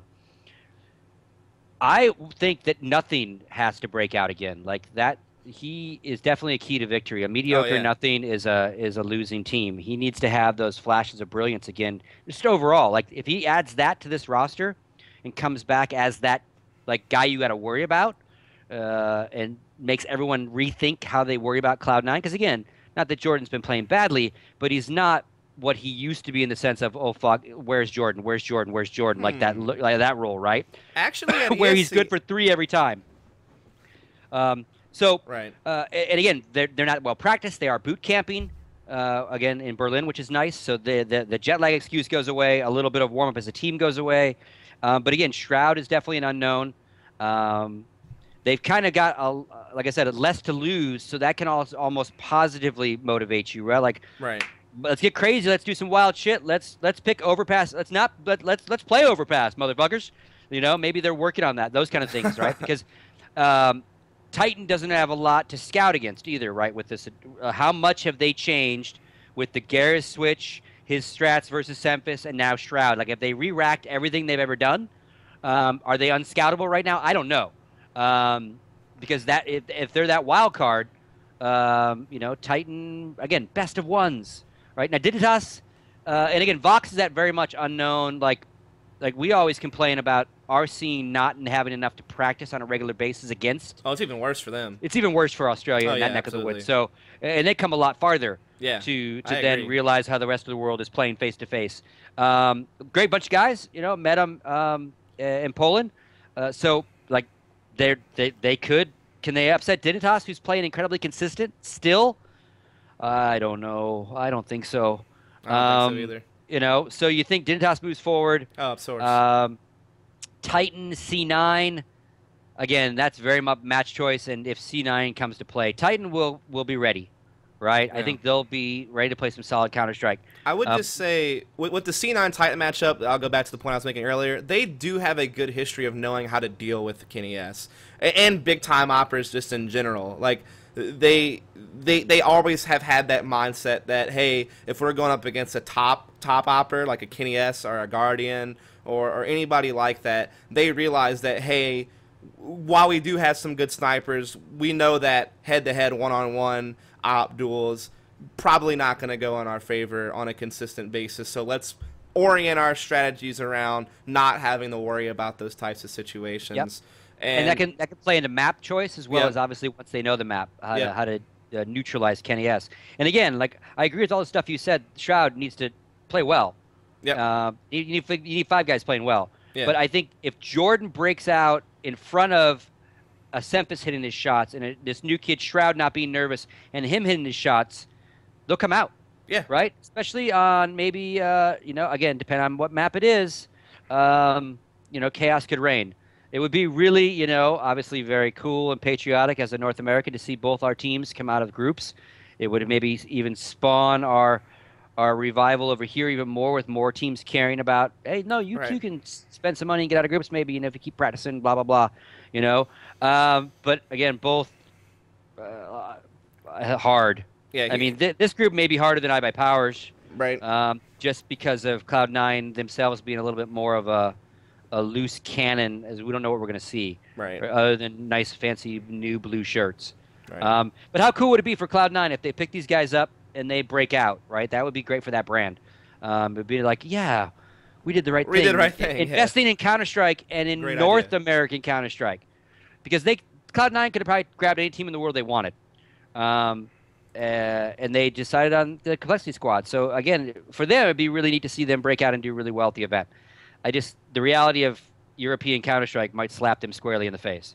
Yeah. We'll see. Someone said we didn't mention Hiko. We already know what Hiko's going to do. He's one of the most consistent players. There's no need to even discuss that. He's going to do fine. Yeah, he won't have a bad game. He won't have a bad... Like, he might have a bad map in a best-of-3, but he's going to have a good game at the tournament. So Hiko will show up. I'm more worried about those that show up around him, and especially Jordan. Well, and Jordan did really well at the last ESEA LAN, which is the last event he played. He was phenomenal for them. He was their top player, had crazy stats. Yeah, I don't count. Yeah, but in some regards, I don't count ESEA. Like, he needs to do well over there, over there.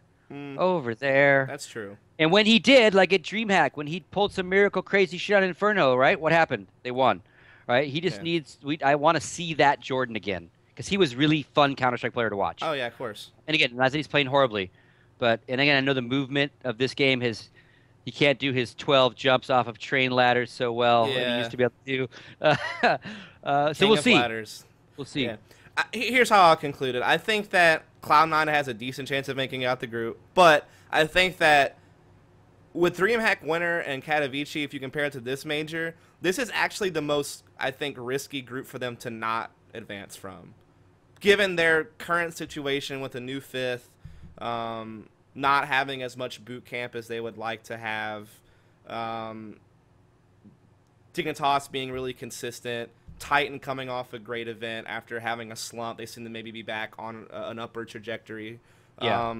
This is the most risky situation I think that they have been in to potentially not advance from the group at a major. The so production guy in me loves this group because Titan or C9 are more than likely going to be done, right? Like I would see Dignitas not coming through.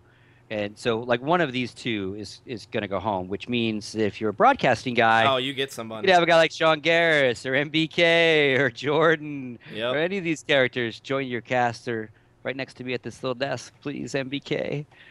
Wow. He's on your fantasy team too, isn't he? He is. I did take MBK. Oh man, is that like I how to counteract like your bad juju as you put him on your fantasy team? Who is your fantasy I mean, he roster? actually deserves to come all the way out because he did cast the grand finals last time versus being in it. So, um, yeah, again, that's just like me being funny about. Either way, we win because we get some of these players. But you can look at every group and go, that player, that player. I want to get Taz sitting next to me for a while too. Taz is amazing. Uh, he might say some inappropriate shit, so I might not be able to have him on, but he's an amazing guy. Let's go through our fantasy rosters really quick. Actually, Oh this will shit! conclude our preview. I was doing some swaps on mine. I gotta go look at mine again and see what I ended up with. All right, I'll go through mine really quick.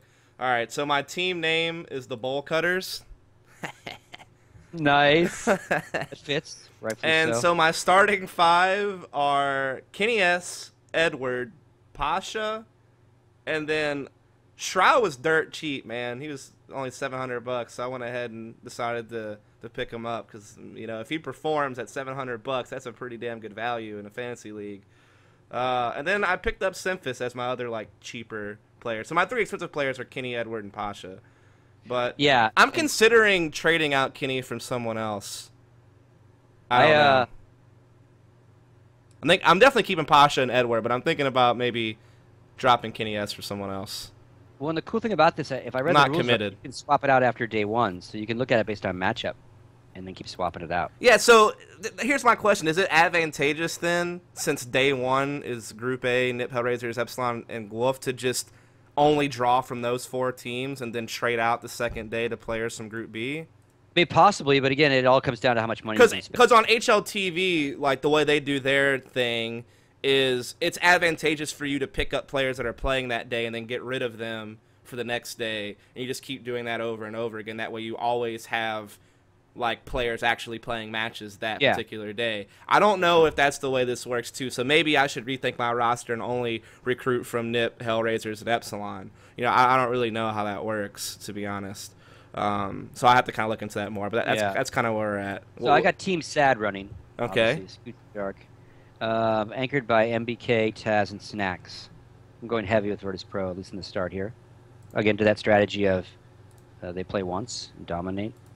Now, the other side of the coin is if they, because losses will give you less because there's no actual points based on win or loss. It's on how each player does. And then I added Semphis. Semphis was a good buy at $890. Can't go wrong there. Oh, yeah, definitely. And StarX was woefully underpriced, I think, at $890. Especially against playing Copenhagen Wolves first. He's going to bring me some points, I think. So that's my five. We'll see how they do on day one. But yeah, I didn't because again, would you get more points if your player did well but lost? Because the first day, if you lose, you play twice, right? If you win, you don't play again. So, are more matches preferable than winning a match and only playing once, right? You see what I'm saying? Well, it goes by, like, the way the point system works doesn't go by matches lost, it just goes how many rounds you lost. So, like, you obviously would lose 16 rounds at least. I mean, you'd lose 16 rounds if you lose a game, so that's negative 16 points for your player right off the bat for losing the match no matter what. But you get a point back for every round that you win, so if it's a close game, then you only get maybe negative 2 points for losing the match. And then, every kill and assist is a point. So, it's an interesting system, but I feel like you'd have to do some deeper thought on like how you would to get your best maximum yield. And to be honest, like I said, I don't know if it goes by entire group stages grouped together and then it's bracket, or if it's the HLTV system where it's worth your while to make sure that your team consists of 5 players that are playing that day, and then you trade them all out for 5 players that are playing the next. You get what I'm saying? I don't know. Yeah. I need to read the rules a little more. Yeah. But yeah. I'm not 100% sure on that. But that's what I'm going to start with for sure. I don't think I'm going to change it between now and day one. Roger that. Doesn't matter that much to me. So the last thing we'll do with Cologne, then we'll be done except for maybe some Q&A. So guys, if you have some questions in chat, feel free to start throwing them out there. 2 last things to talk about Cologne, because we've already kind of done our predictions on groups and who we think will advance out of groups. But maybe real quick, who do you like place in your top 3 for the event as a whole, like winning the event? Like, do you have a prediction there?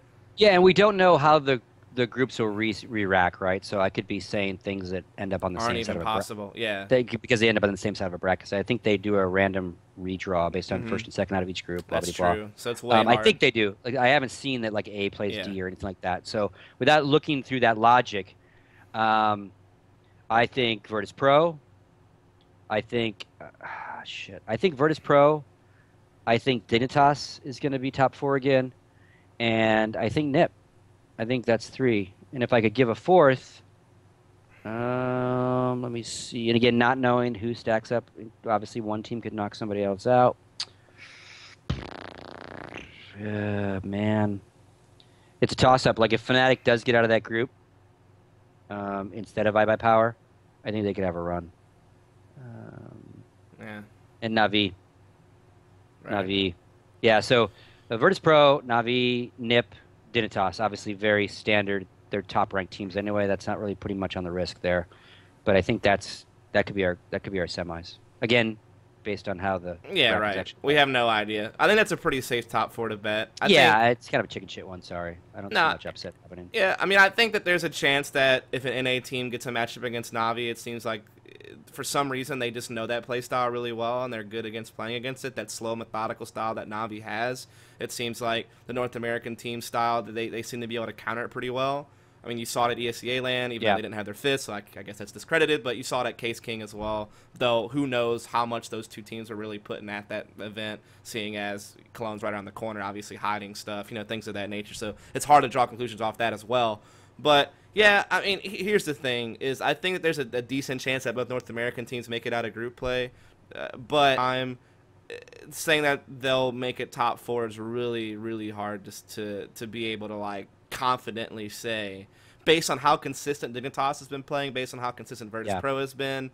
Yeah, Nip's in a slump, so if they continue that downward trajectory that they're on right now and they get upset or something crazy like that, I mean, that's always a possibility as well. Well, and the same thing goes away a little bit now that we're best of three. The randomness of maps will still come into play. Like the veto system changes a little bit. They still random that final map.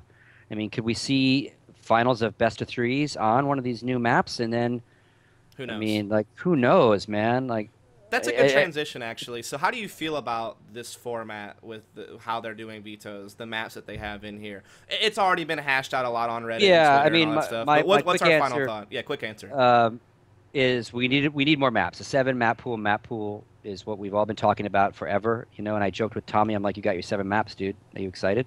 I absolutely disagree with how quickly these 2 maps have been forced into this level of play. Yep. I get it. Valve makes the decision. They want this played. ESL has to abide by it if they want that prize purse, and no sponsor is going to give them $250,000 to give away right now anyway. So you kind of have to play by their rules if you want all the perks that go with it. And who wouldn't? I don't think any organization would say no thank you. And they would take the $250,000 and make the rules as Valve wants them. It's kind of a double-edged problem. They add the maps, but then they tweak the veto system that almost assures that the maps have to get played, right? So they can't get vetoed out every single time. Someone's going to do something weird. Someone's going to veto Nuke instead because they know they're horrible on Nuke and risk the dice, and then we're going to have Cobblestone as the decider on a best of 3. Yep. I think it will cause really interesting Counter-Strike, but it won't be the best Counter-Strike. Nope. Because now we're going to be into aim battles, and who might know the map a little better, who knows the callouts a little better, who maybe learned a few smokes and flashes. And that doesn't give you, at its core, the best possible Counter-Strike. 2 teams that are really, really, really good on Inferno, going head-to-head on Inferno, give us better Counter-Strike. It just does, right? Because you see all their skill sets in play. Not just, oh, yeah, we know the map a little better. We actually made a critique of the map. We know it really well. So I want more maps. I don't know if I want them to be these maps. These maps need to be beat on for a while and edited and tweaked before they're deemed good pro maps. I'm not saying they're not. Look at how much cash has been edited before it's finally being used in a major event. So it just kind of detracts. Any match played on those maps is going to have an asterisk, whether you want to put it there or not. Yep. And that's unfortunate, right? Because it doesn't have to be there, but it's going to be there. Again, I get it. They want it to be played, so be it. It's our money being given by them, they get to call those shots. It's just, It's unfortunate. yeah. Because here's the thing. Again, To me, yeah. there's two different scenarios here with the whole map pool. Either we aren't ready for a 7-map pool because there aren't 7 maps that are competitive worthy. I mean, I think that at best you could have kept Train instead of throwing it out, even though no one plays it. But hey, at least keep it in the map pool anyway, because maybe it's better than a cobble. More. Yeah, it's better. Yeah. Yeah, it's better than a cobble or an overpass, in my opinion, to have Train around. Yeah, Train stinks. It's not a great version. It needs to be edited. I think it is being edited. So maybe we'll get Train back in a better form that will actually get used, which would be great because Train was a great map to watch back in the day. So it'd be cool to see it back. So maybe keep Train. Cash is a great addition. So at that point, you're left with thumbs up to that. Like, right. That's a huge positive. So that would give you 6 maps, right? So you have to have one more to have a 7-map pool. And there are maps out there that have been played in competition already, season, that people actually do somewhat know. Yeah. They've played it. Maybe it's not the best, but even if you had to go down this mindset, Dust, that we're adding one of these, then you only have to add one. Then you add overpass, right? Like Cobble got removed the minute we had a better map to replace it when we played it years ago. Like, that is the most CT-sided map in the history of CT-sided maps, and it got replaced the minute we could replace it in the map pool, right? Like, people used to get destroyed 13-0 again, but when you played 12-round maps, 13-0, like, you get an op, like, one of the bomb sites is home. Like, you have to go anywhere. Well, overpass is the same way. You just gotta send a fucking overpass is the same way, but it's still a little better laid out, I think. I guess, but it's still the same problem. So to add like new Cobble, like, is just like, really? Like, the old map sucked. It's not even a good version. Like, old Train was good. New Train, not so good. Old Cobblestone, bad. New Cobblestone, bad. So I'm with you. Maybe they do all that stuff and they add one of these, you know? And here's where Valve is actually too cool. They could have also solved this. If they had in their mind, you know what? The next major, absolutely these 2 maps are in play. Absolutely. The minute they make that decision months in advance, and because they're really cool with who uses their game, right, and how they license the use of their game, and yeah, you could have a tournament on Counter-Strike, you could have a tournament on Counter-Strike. Maybe they could have used their force a little earlier and said, oh, you want a license for this league, for that league, for the other, you need to put one of these maps in. Anything else, whatever you want to do. But they're not like that. They don't enforce that shit. But if they did that months before the announcement of the major, then we're all maybe playing it a little bit. Once or twice, feedback starts earlier. But literally, to spring it on a month or so in advance with a veto system that leads right into the randomness of it being used. Right. Not necessarily their shininess moment. Right, and chat's pushing back. They're saying, hey, learn new maps, you know. And I get that. Trust me, we do. We're not arguing on that. But here's, give us more notice. I don't want them learning for $100,000. Or my point. At least give more notice that you're going to use the map. Yeah. Because, you could still have that thing where teams get to learn that they have to learn a new map. That's a great new challenge to add to a tournament. Sure, I don't mind that. It's a new challenge. Who really wants it more? Are you really going to work hard at it and learn a new map to make sure that you're prepared for this event? That's a great storyline to add to an event. 100% agree. But give the teams ample time to prepare. Also, give ample time for the community to give proper feedback on how the map should be polished to make it competitive ready. Ample time is key. Yeah, Again, even the pros have said that, like, look, we'll adapt. We want new maps. But, the map has to have some basics that make it worthy, right? And maybe these maps have that, maybe they don't. But regardless, they need tweaking to get them to a better level. And that takes time. Right. And, again, we're just not going to see the best possible Counter-Strike on those 2 maps because either both teams will have no idea what they're doing or one team will and one team won't. Will it be interesting? Will it be fun? Will it be dynamic? Yeah. Because the best players in the world are playing it. There's always been this debate that what if maps were absolutely randomized, right? Quake guys have talked about this, and Counter-Strike guys. What if there was a magical button you could push that elements of a map rotated, and then boop, you're playing this map, and then you got 20 minutes on each side to figure it out before you go live. Brings interesting Counter-Strike, doesn't bring the best Counter-Strike because, again, you want them to have flashes dialed, nades dialed, timings dialed, retakes dialed, because then you see the best of every possible element of Counter-Strike hitting each other. This we're not going to see. Now, again, they've said it, right? So no excuse in 3 months when it's used again, right? This one, it adds that asterisk. Sorry, Valve, it does, you know? It's not like any of us are like, we're not coming because you're playing, like, no pro is like said, I'm not fucking going, right? The carrot works. We're still coming. but it could just it's that asterisk. Leave it at that. Right. So I'm now asking for questions from chat, so bring them on. But while I'm waiting for a question, basically what I was going to, we'll talk about the veto system then really quick while I wait for viewer questions. Sure. I don't like it particularly because I'm pretty sure it's ban, pick, then randomized third map for best of 3 play. I'm pretty sure. Yeah, Whereas and actually, it changes based on the best of ones have no pick. It's just a ban until you get to one. And then random. The last 3 maps are randomized. Right. So for the best of 1 system, you just keep banning until there's 1 map left, and then that's what you play. Right. I'm pretty sure that's how it is. And yeah. Then for best of 3, wait, go ahead. No, the best of 1 is ban. Then it's a random on 3 maps that are left. They leave 3. They each ban 2, and then it's randomized. And then they randomize which one they play. That's garbage, in my opinion. That's what I'm saying. So are you going to get rid of Nuke, Overpass, and Cobblestone? Will one of those ever end up in the randomizer? Because obviously they already hate Nuke, a lot of teams. So it's already a bad map for a lot of teams, right? Especially based on what side you start with. Dignitas has worked that to their advantage. Like, well, we'll be really fucking good at Nuke then. So there you have it. But now you got Cash, which some teams are not going to be super familiar with. So do they ban that? Do they hope that someone else bans Cobblestone, they ban Overpass? What if he doesn't use his ban on Overpass? Now it's in the play. Ah, fuck. Like, and then the best of 3s are ban, pick. Still leaving 3 randomized for the tiebreaker. And that's a little better because at least both teams get a map they want, right? Yeah. So but that leads still, to these shitty maps in the randomizer. Exactly. Right? Because they're not getting banned out. Mm-hmm. So, yeah, it's going to be just really interesting. You know? It's just an insurance policy to make sure that your maps get played, which is awful because that's the whole point of the veto system is to get rid of the maps you don't want to play. So don't force teams to play maps they want to get rid of in the veto system. Use their bans. Yeah, so it'll be really, really interesting to see. Again, I bet a lot of teams in secret are working on one of them, right? So they're ready for a Cobblestone or they're ready for an Overpass, right? And they'll work their bans towards actually bringing it into play, or other maps, right? That they're also comfortable in. So because they have to, like, if you're not prepping for these at least at the base strat, well, shame on you. I mean, obviously you can't really practice too hard. No one's scrimming them, and there's no tournaments using them.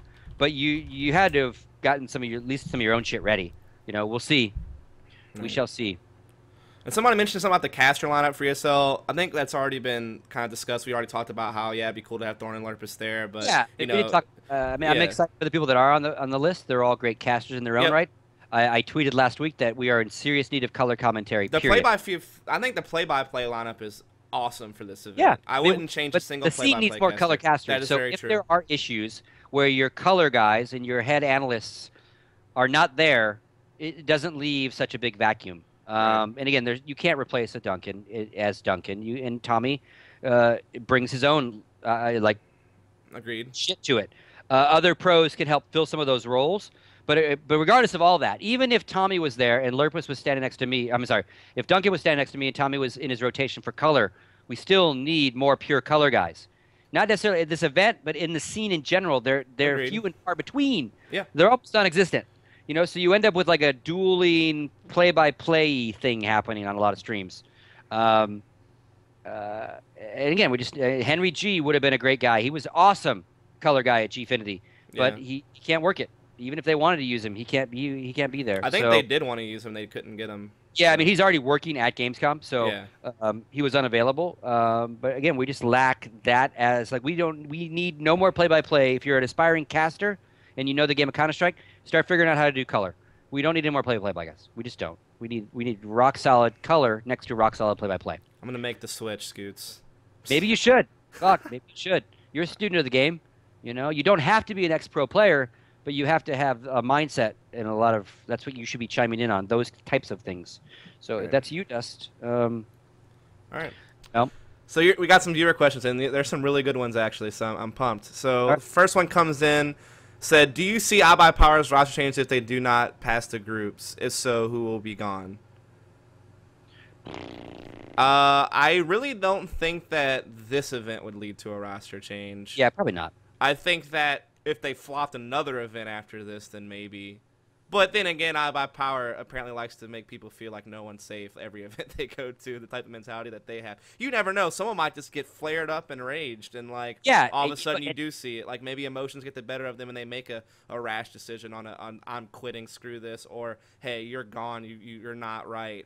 I mean, yeah. Well, and often this time of like they play online a shitload, right? And yeah, people persona and how they act online, even to their own teammates. These guys have been in the same building in very close proximity now for going on weeks. That will make or break a roster, right? They'll right. either bond, and again, that's what's bonded nip, right? So these guys will either bond by this, or at the end of it, one of them's gonna be like, "Fuck you all, I had it."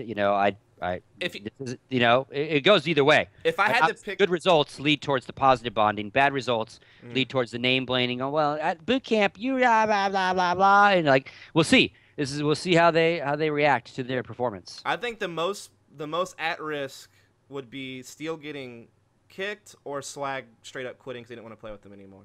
That would be the two most at risk players I think of leaving the team. But I'm pretty confident that we shouldn't see any roster changes no matter what. I don't think you'll see a roster change on that team for a little while. I But mean, they shouldn't, but whether yeah, they do or not is a yeah, different story. Because you can look at what they did at Gfinity as a positive growth for that team mm, so far, getting out of groups, yeah, having yeah, some action they lost, but they should have won. Those things they right, go to sleep, think like, man, if we just did that, that, and that, we win. Um, yeah, so fixable problems on that right. roster. If they fix them this week, again, we could see an incredibly strong iBuyPower. But again, we'll Yeah. see how the game holds up. I think they're pretty safe. I just kind of tried to force something out on who I think might No, leave, but yeah, I don't think. I think they're fine. And in Cloud9, again, they got a free pass, so I think even if they do badly, I don't think any of them swap. Yep. But again, we don't know if there's behind the scenes like I can't stand talking to you anymore. I don't want to be on your team. Like that happens sometimes at boot Yep. camps. Like people get on people's nerves. Yeah. And that's Derek's job as their manager who's traveling with them to make sure that shit gets sorted quickly. If there's a disagreement about something, whether it's in game or out of game, you fix it. You move on. Yep. You're adults. Mm-hmm. Because not every pro athlete loves who they're standing next to on the court or on the field, but they do it because it might be the best lineup. So there's that has to play into it, and we'll see. Yep. I don't. They'd have to bomb the shit out, I think, for Derek to go, okay, I got problems. This is not working for sure. Yeah. And I don't see them bombing out terribly necessarily. No. I mean, because they still have ESWC guarantee that they're going to go to. Yep. They still have ESEA, of course, that they'll probably qualify for. They have SIVO LAN to qualify for. So they have a lot of LAN events actually coming up and then on the horizon that will keep them, I think, together without too many major changes. So the next question that came up was from Luke, and he said, for you, Scoots, is what do you think the NA scene has to do in order to grow and start producing the best Counter-Strike possible? I think it's doing it. And part of it is having more places for all the semi-pro, amateur, whatever you want to call it, teams to play in.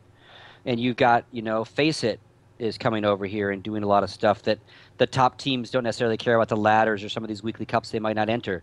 So that gives you that competitive play for that second level. Obviously, you still got ESEA with its tiered system. That's not going anywhere. SIVO is back and jumped back in. Right now, they're with all Pug.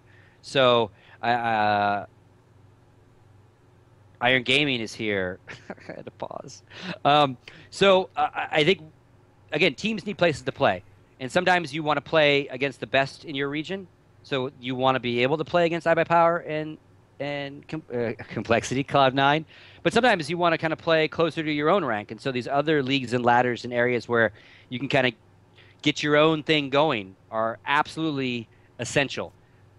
If we just had ESEA, that's what kept us alive, but that didn't grow the scene. Right. You need these other places that you and your buddies, that Team SAD can go, hey, let's try this weekend cup. What the fuck? Why not? And then you go, shit, we're actually pretty good off matchmaking. Well, okay, let's play again. Let's play again, Cal Reloaded. You're running out of time. Summer's almost over, Cal Reloaded. What are you going to do? Bring it. Thank you so much. I Cal Reloaded, man. I'm not gonna say anything about Iron Gaming at all. I'm gonna leave. I've already said my piece there, and caught some flack. And I think for one it. of the biggest things, other than teams to play, is you need some organizations that are willing to throw some money down. Right? Yep. So Cloud9 getting involved is great. What you hope happens is Complexity goes, you know what, we still care. Let's grab a team again. Now maybe we won't grab a team that cost us what that team was going to cost us, and they go grassroots, but we need more organizations, whether they're just supporting with shirts and a little bit of airfare or entry fees to these online leagues, you got to start somewhere, right? Yeah. You need more of that. You need a financial ecosystem to go along with the player-based ecosystem. Both need to exist. Yeah, come on, EG. Let's go. Yeah, Come like on. no fucking Woo! shit. Let's You go. know, Let's go, I Alex. Come on, doesn't man. again. I think if they pick a team though, they're going to go European. Yeah, I think So so. yes, it helps Counter Strike. It doesn't help North American Counter Strike Yeah. in that sense, right? So another question that came in was just someone asking, how would I ever get a start in a career in event logistics, focusing on esports? I mean, I didn't go to college for it. I just did a lot of it. I went to college for hotel and restaurant administration and management, which leads down a lot of the paths of who you deal with in event logistics. But I didn't take a course on like loading in ballrooms or setting up trusses and stages and all that stuff. Just started doing it. Esports is always based on volunteers. So all these event companies are looking for volunteer people to come help them. So if you're in Europe, you would be knocking on DreamHack's door and ESL's door, and DreamHack especially has huge volunteer base when they load into DreamHack summer and winter. ESL less so when they travel their circus, if you will, of production stuff. But MLG, when they do events, they have volunteer admins, volunteer helpers, all that kind of stuff.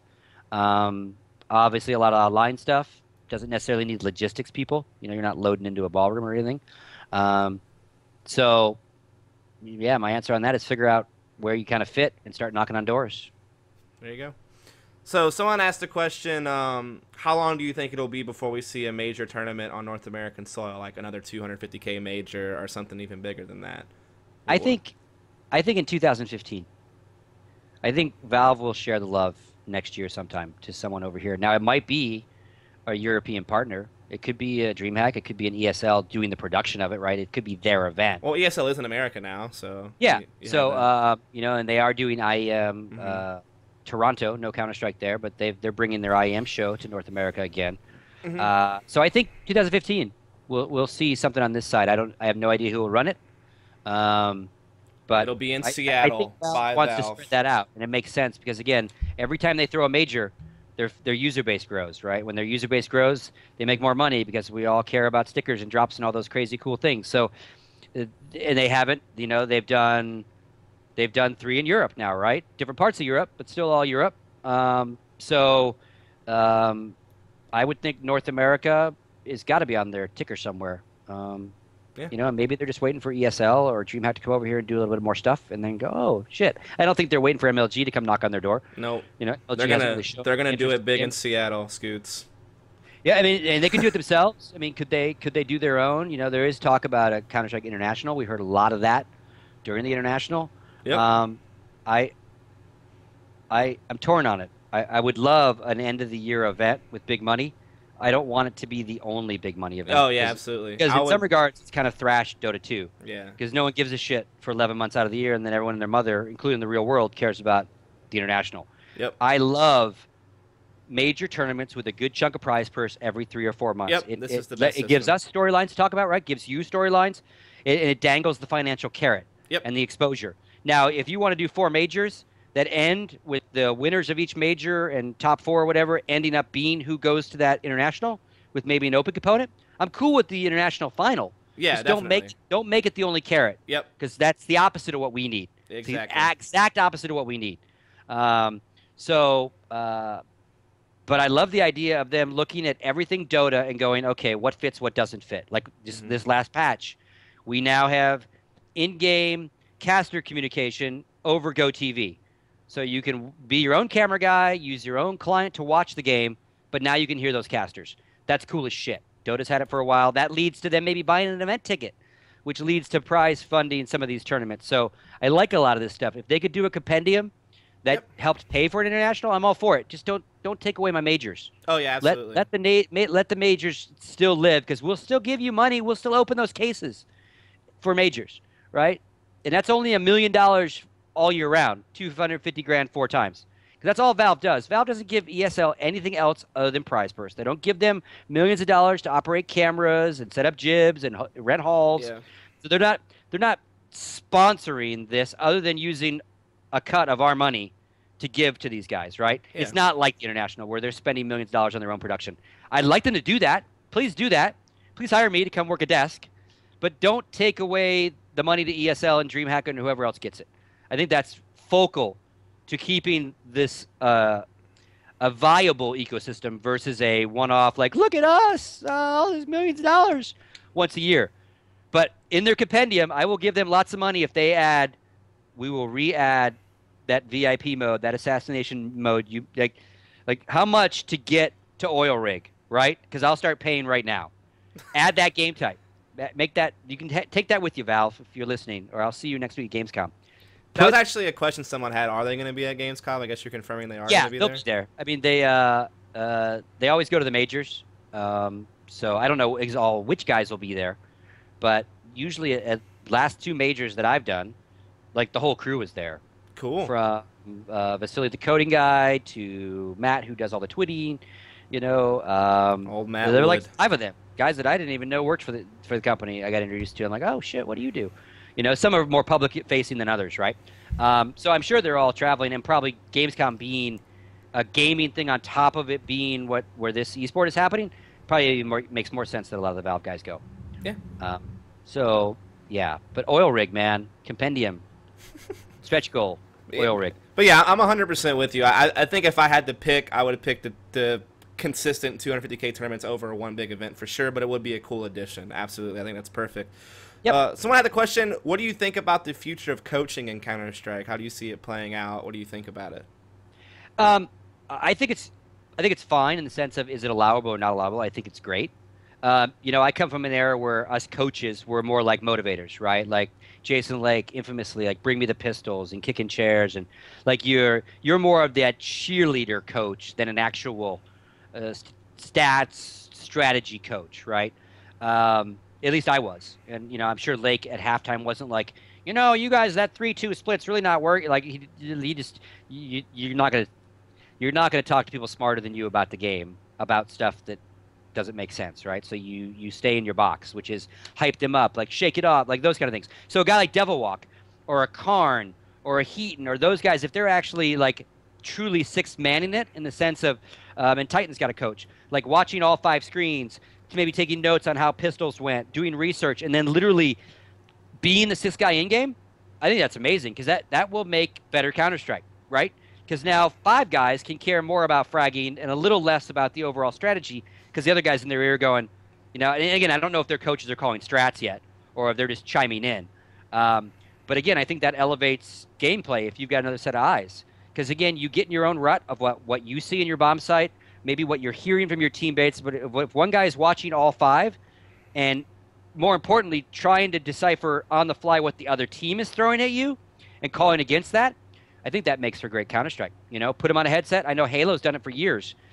Guys on a headset, he's timing call-outs, you know, in the sense of when shit respawns, all that kind of crap. So those guys that are shooting don't have to worry about it. I think it's cool as shit. And I think right now you're seeing a combination of both. You're seeing those guys that are involved in strats, and you're still just seeing some cheerleader types. And both are sometimes useful, like calming a team down if they lose a couple rounds, like, because the game is so momentum-based, man. Winning that round, then winning another round, then breaking their money, like, that shit is key, and not getting anti-eco'd these days. Holy crap. If you just don't get anti-eco'd, you probably win these days, right? Yeah. But drop 2 ecos? Yeah. I don't know. I think the coaching role depends on like how you're trying to use it. So yeah, like for example, like with iBuyPower with Derek, he's more of a manager than a coach, and he does help them with the emotional levels, and he might call out stuff because I mean he's a seasoned CS player. So if he sees like a pattern or he notices something that the players didn't see, I'm sure he'll chime that in or tell them to calm down, whatever. So it all depends on, do you want to use a coach in that capacity, or do you actually want to use them to start calling strats? Because if you're going to start them for calling strats, that's when someone like what Fnatic did with Devil Walk was perfect, because he actually can help in that capacity with calling actual strats. I think that Titan also has a coach, but I don't know who their coach really is or how good he is at calling strats. I think that the perfect situation for Titan down the line would be Existence being a coach and picking up like another star player like a Shox or something, and then that team would be like tactically amazing because Existence could just focus on strat calling, and then you have another top fragger coming in with Shox who can communicate really well. I'm just making stuff up, but I think it just all depends on how you're using your coach. What role do you want them to play? You know, and like iBuyPower does have Impulsive sitting with them, ex-pro in his own right, obviously very much a student of the game. He is definitely more than a cheerleader. Oh yeah, absolutely. So again, we shall see. I don't know at this particular event if they're getting wired up. Like they were wired up at the first major in the sense of Karn was literally on the comms Yeah. headset and could chat with him when Heaton said no to it. He didn't want to have the headset, so he was just like doing his yelling, screaming shit. Um, so we'll see. But overall, into the game, I think it's having the sixth person and then the team deciding how to use them is what works best for the team, right? Um, I know that in my past experience, some players didn't like me cheering and yelling behind them, so I would avoid that, especially like some StarCrafters. That was like a reverse motivation. Like Greg would look at you sideways, like, "Really, dude? Are you trying to give me like a fucking Newt Rockney speech right now? Can I just play the game?" So you learn that. You go, "Okay, Idra, you're on your own, man." Right? But then Alex would walk in and he would tell him exactly what he needed to hear, and it would work better, right? So sometimes you have to gauge the player, right? If the player isn't going to respect that guy behind them for in-game intel, you better not give it because it's going to have the opposite effect. It's be like, dude, shut the fuck up. Don't tell me how to play B. So if that respect level, for example, like with the Devil Walk, is there and it should be, then that info is like awesome in your ear, right? But if a player doesn't want to hear it and it negatively spaces him, if you will, then obviously you just don't fucking do it, right? So yeah, I think it's interesting, and I'd love them to be wired, and I'd love them to be real coaches. Right? Right. You can still have that. Anyone can be the cheerleader guy. Like, come on, man, you can pull through. Come on, one more round. But it's that other guy in your ear that actually is going to win and lose you matches. Um, Yeah. and we'll see. And then it gives you that avenue, right? Like, okay, you're no longer good enough to be a player, but man, you'd be an awesome coach. Well, now that player's got a couple more seasons of something else, right? And then he moves to the caster booth, right? Now you've just done exactly what real sports does. Yep. You become a player, you might become a coach, you might become an analyst. There's a little bit of something after your playing days. Right on. So I have one more question to ask, and then I'll go ahead and let you do your final thoughts and shout out stuff like that, Scoots.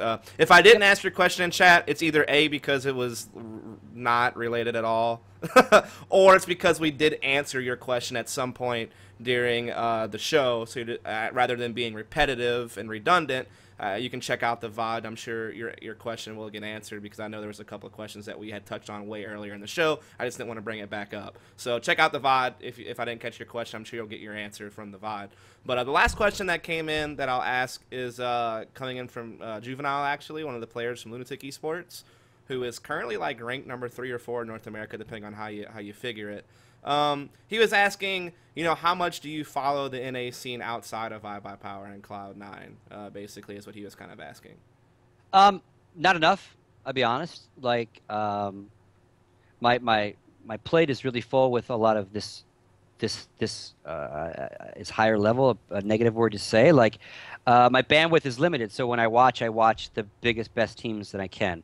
Now, that's not necessarily good if I choose to want to do a lot more hosting, especially if anything was related to North America, because I know more about the European teams than I know about most of the teams in my own country. Other than, again, it's accurate. I pay attention to iBuyPower and who they're playing and Cloud9 and who they're playing. But rarely, and it's unfortunate, that means I don't watch a lot of your casts, Dust, and a lot of other guys that are doing great casts in North America. I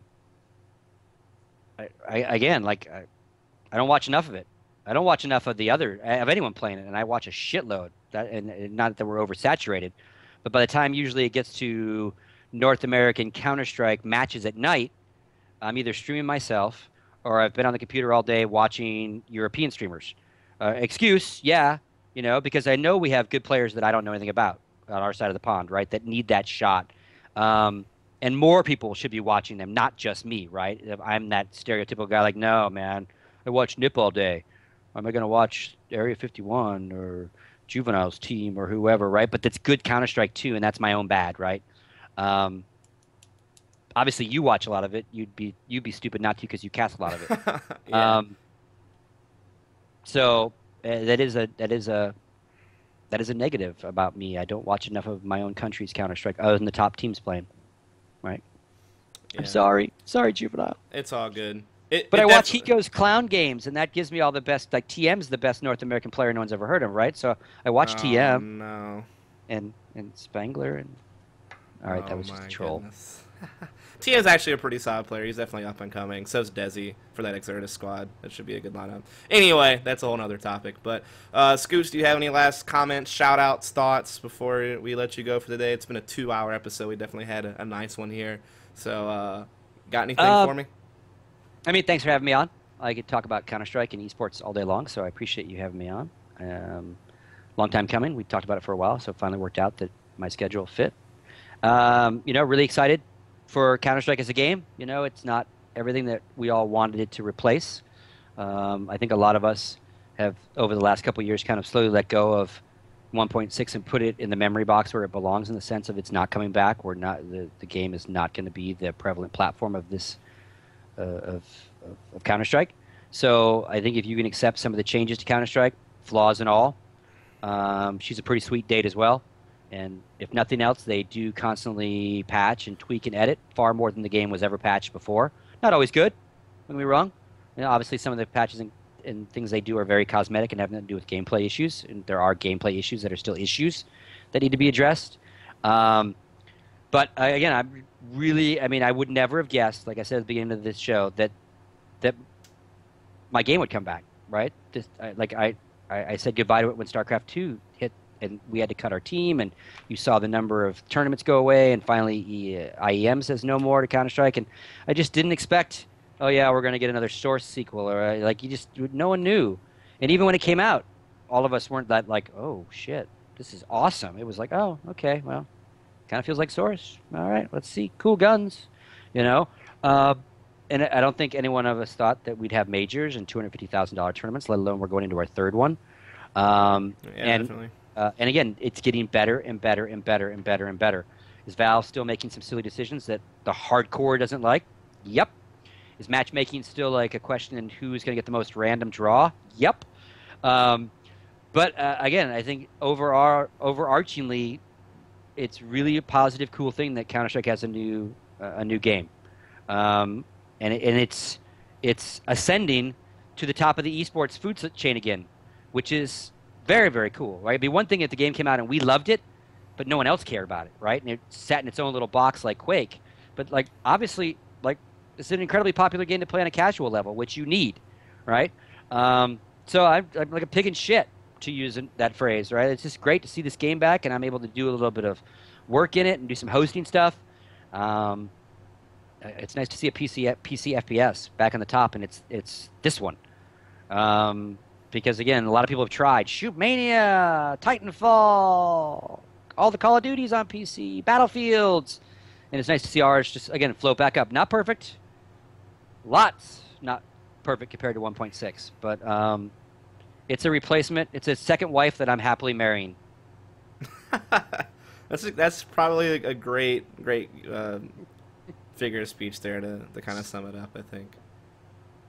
All right, man. Well, I appreciate you coming on the show. It was great talking with you. Maybe I'll have you on again sometime down the road. And other than that, man, I just appreciate your time, and I'm sure everyone else here did as well. All right. Thanks, brother. Thanks for having me. All right, man. Have a good one.